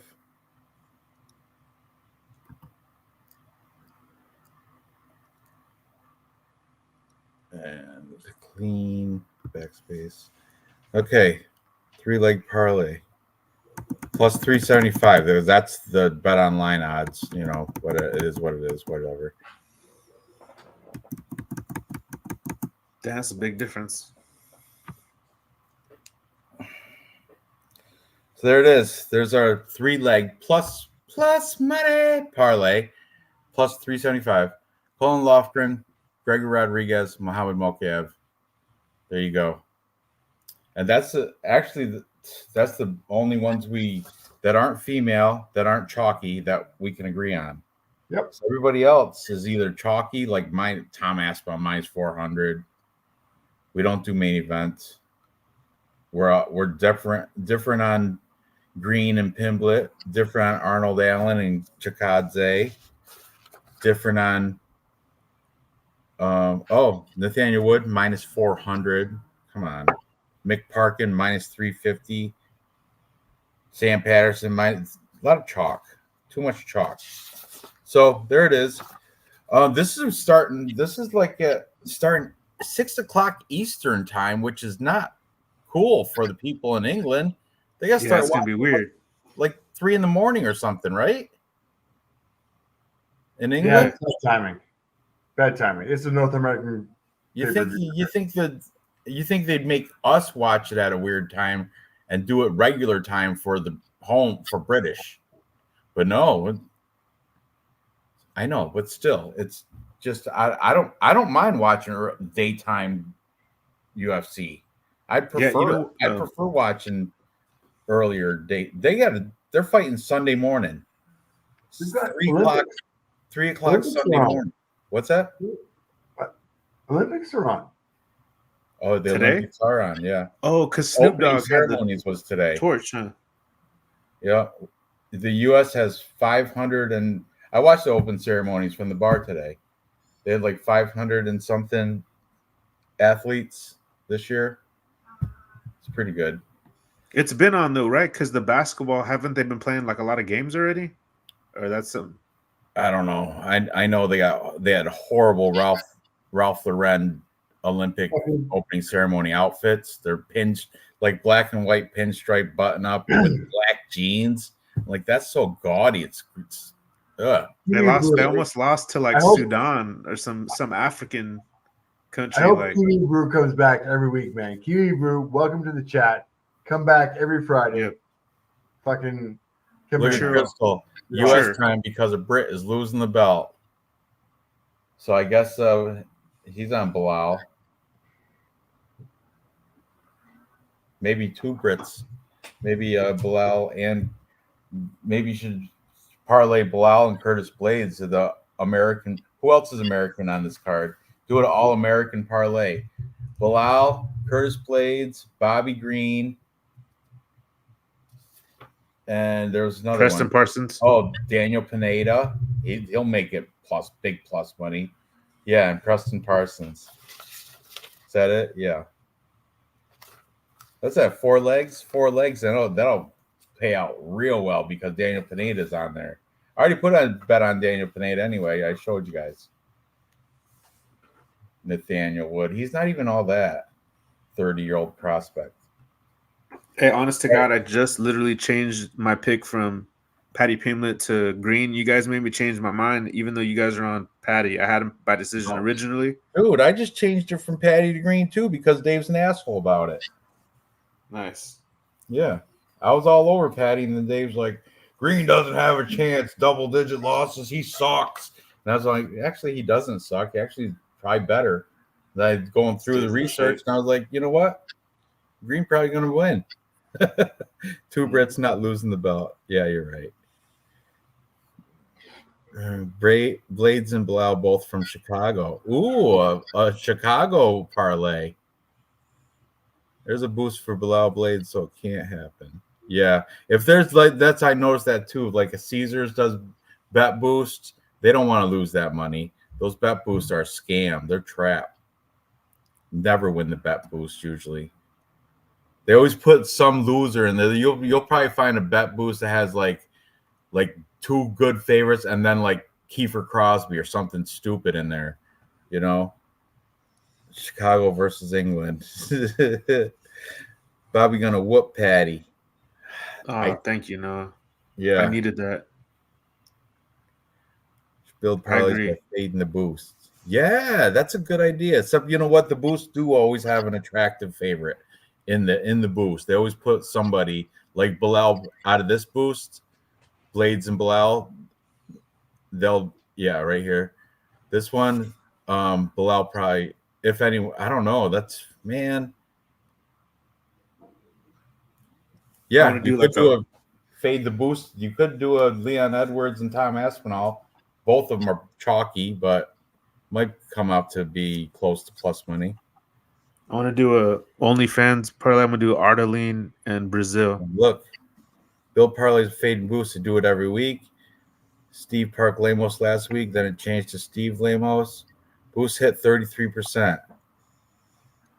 I love it, Crystal. I love that you put so much research and effort into keeping track. I'm jealous, actually. Keep doing that. Yeah. Patty No, Tom. no.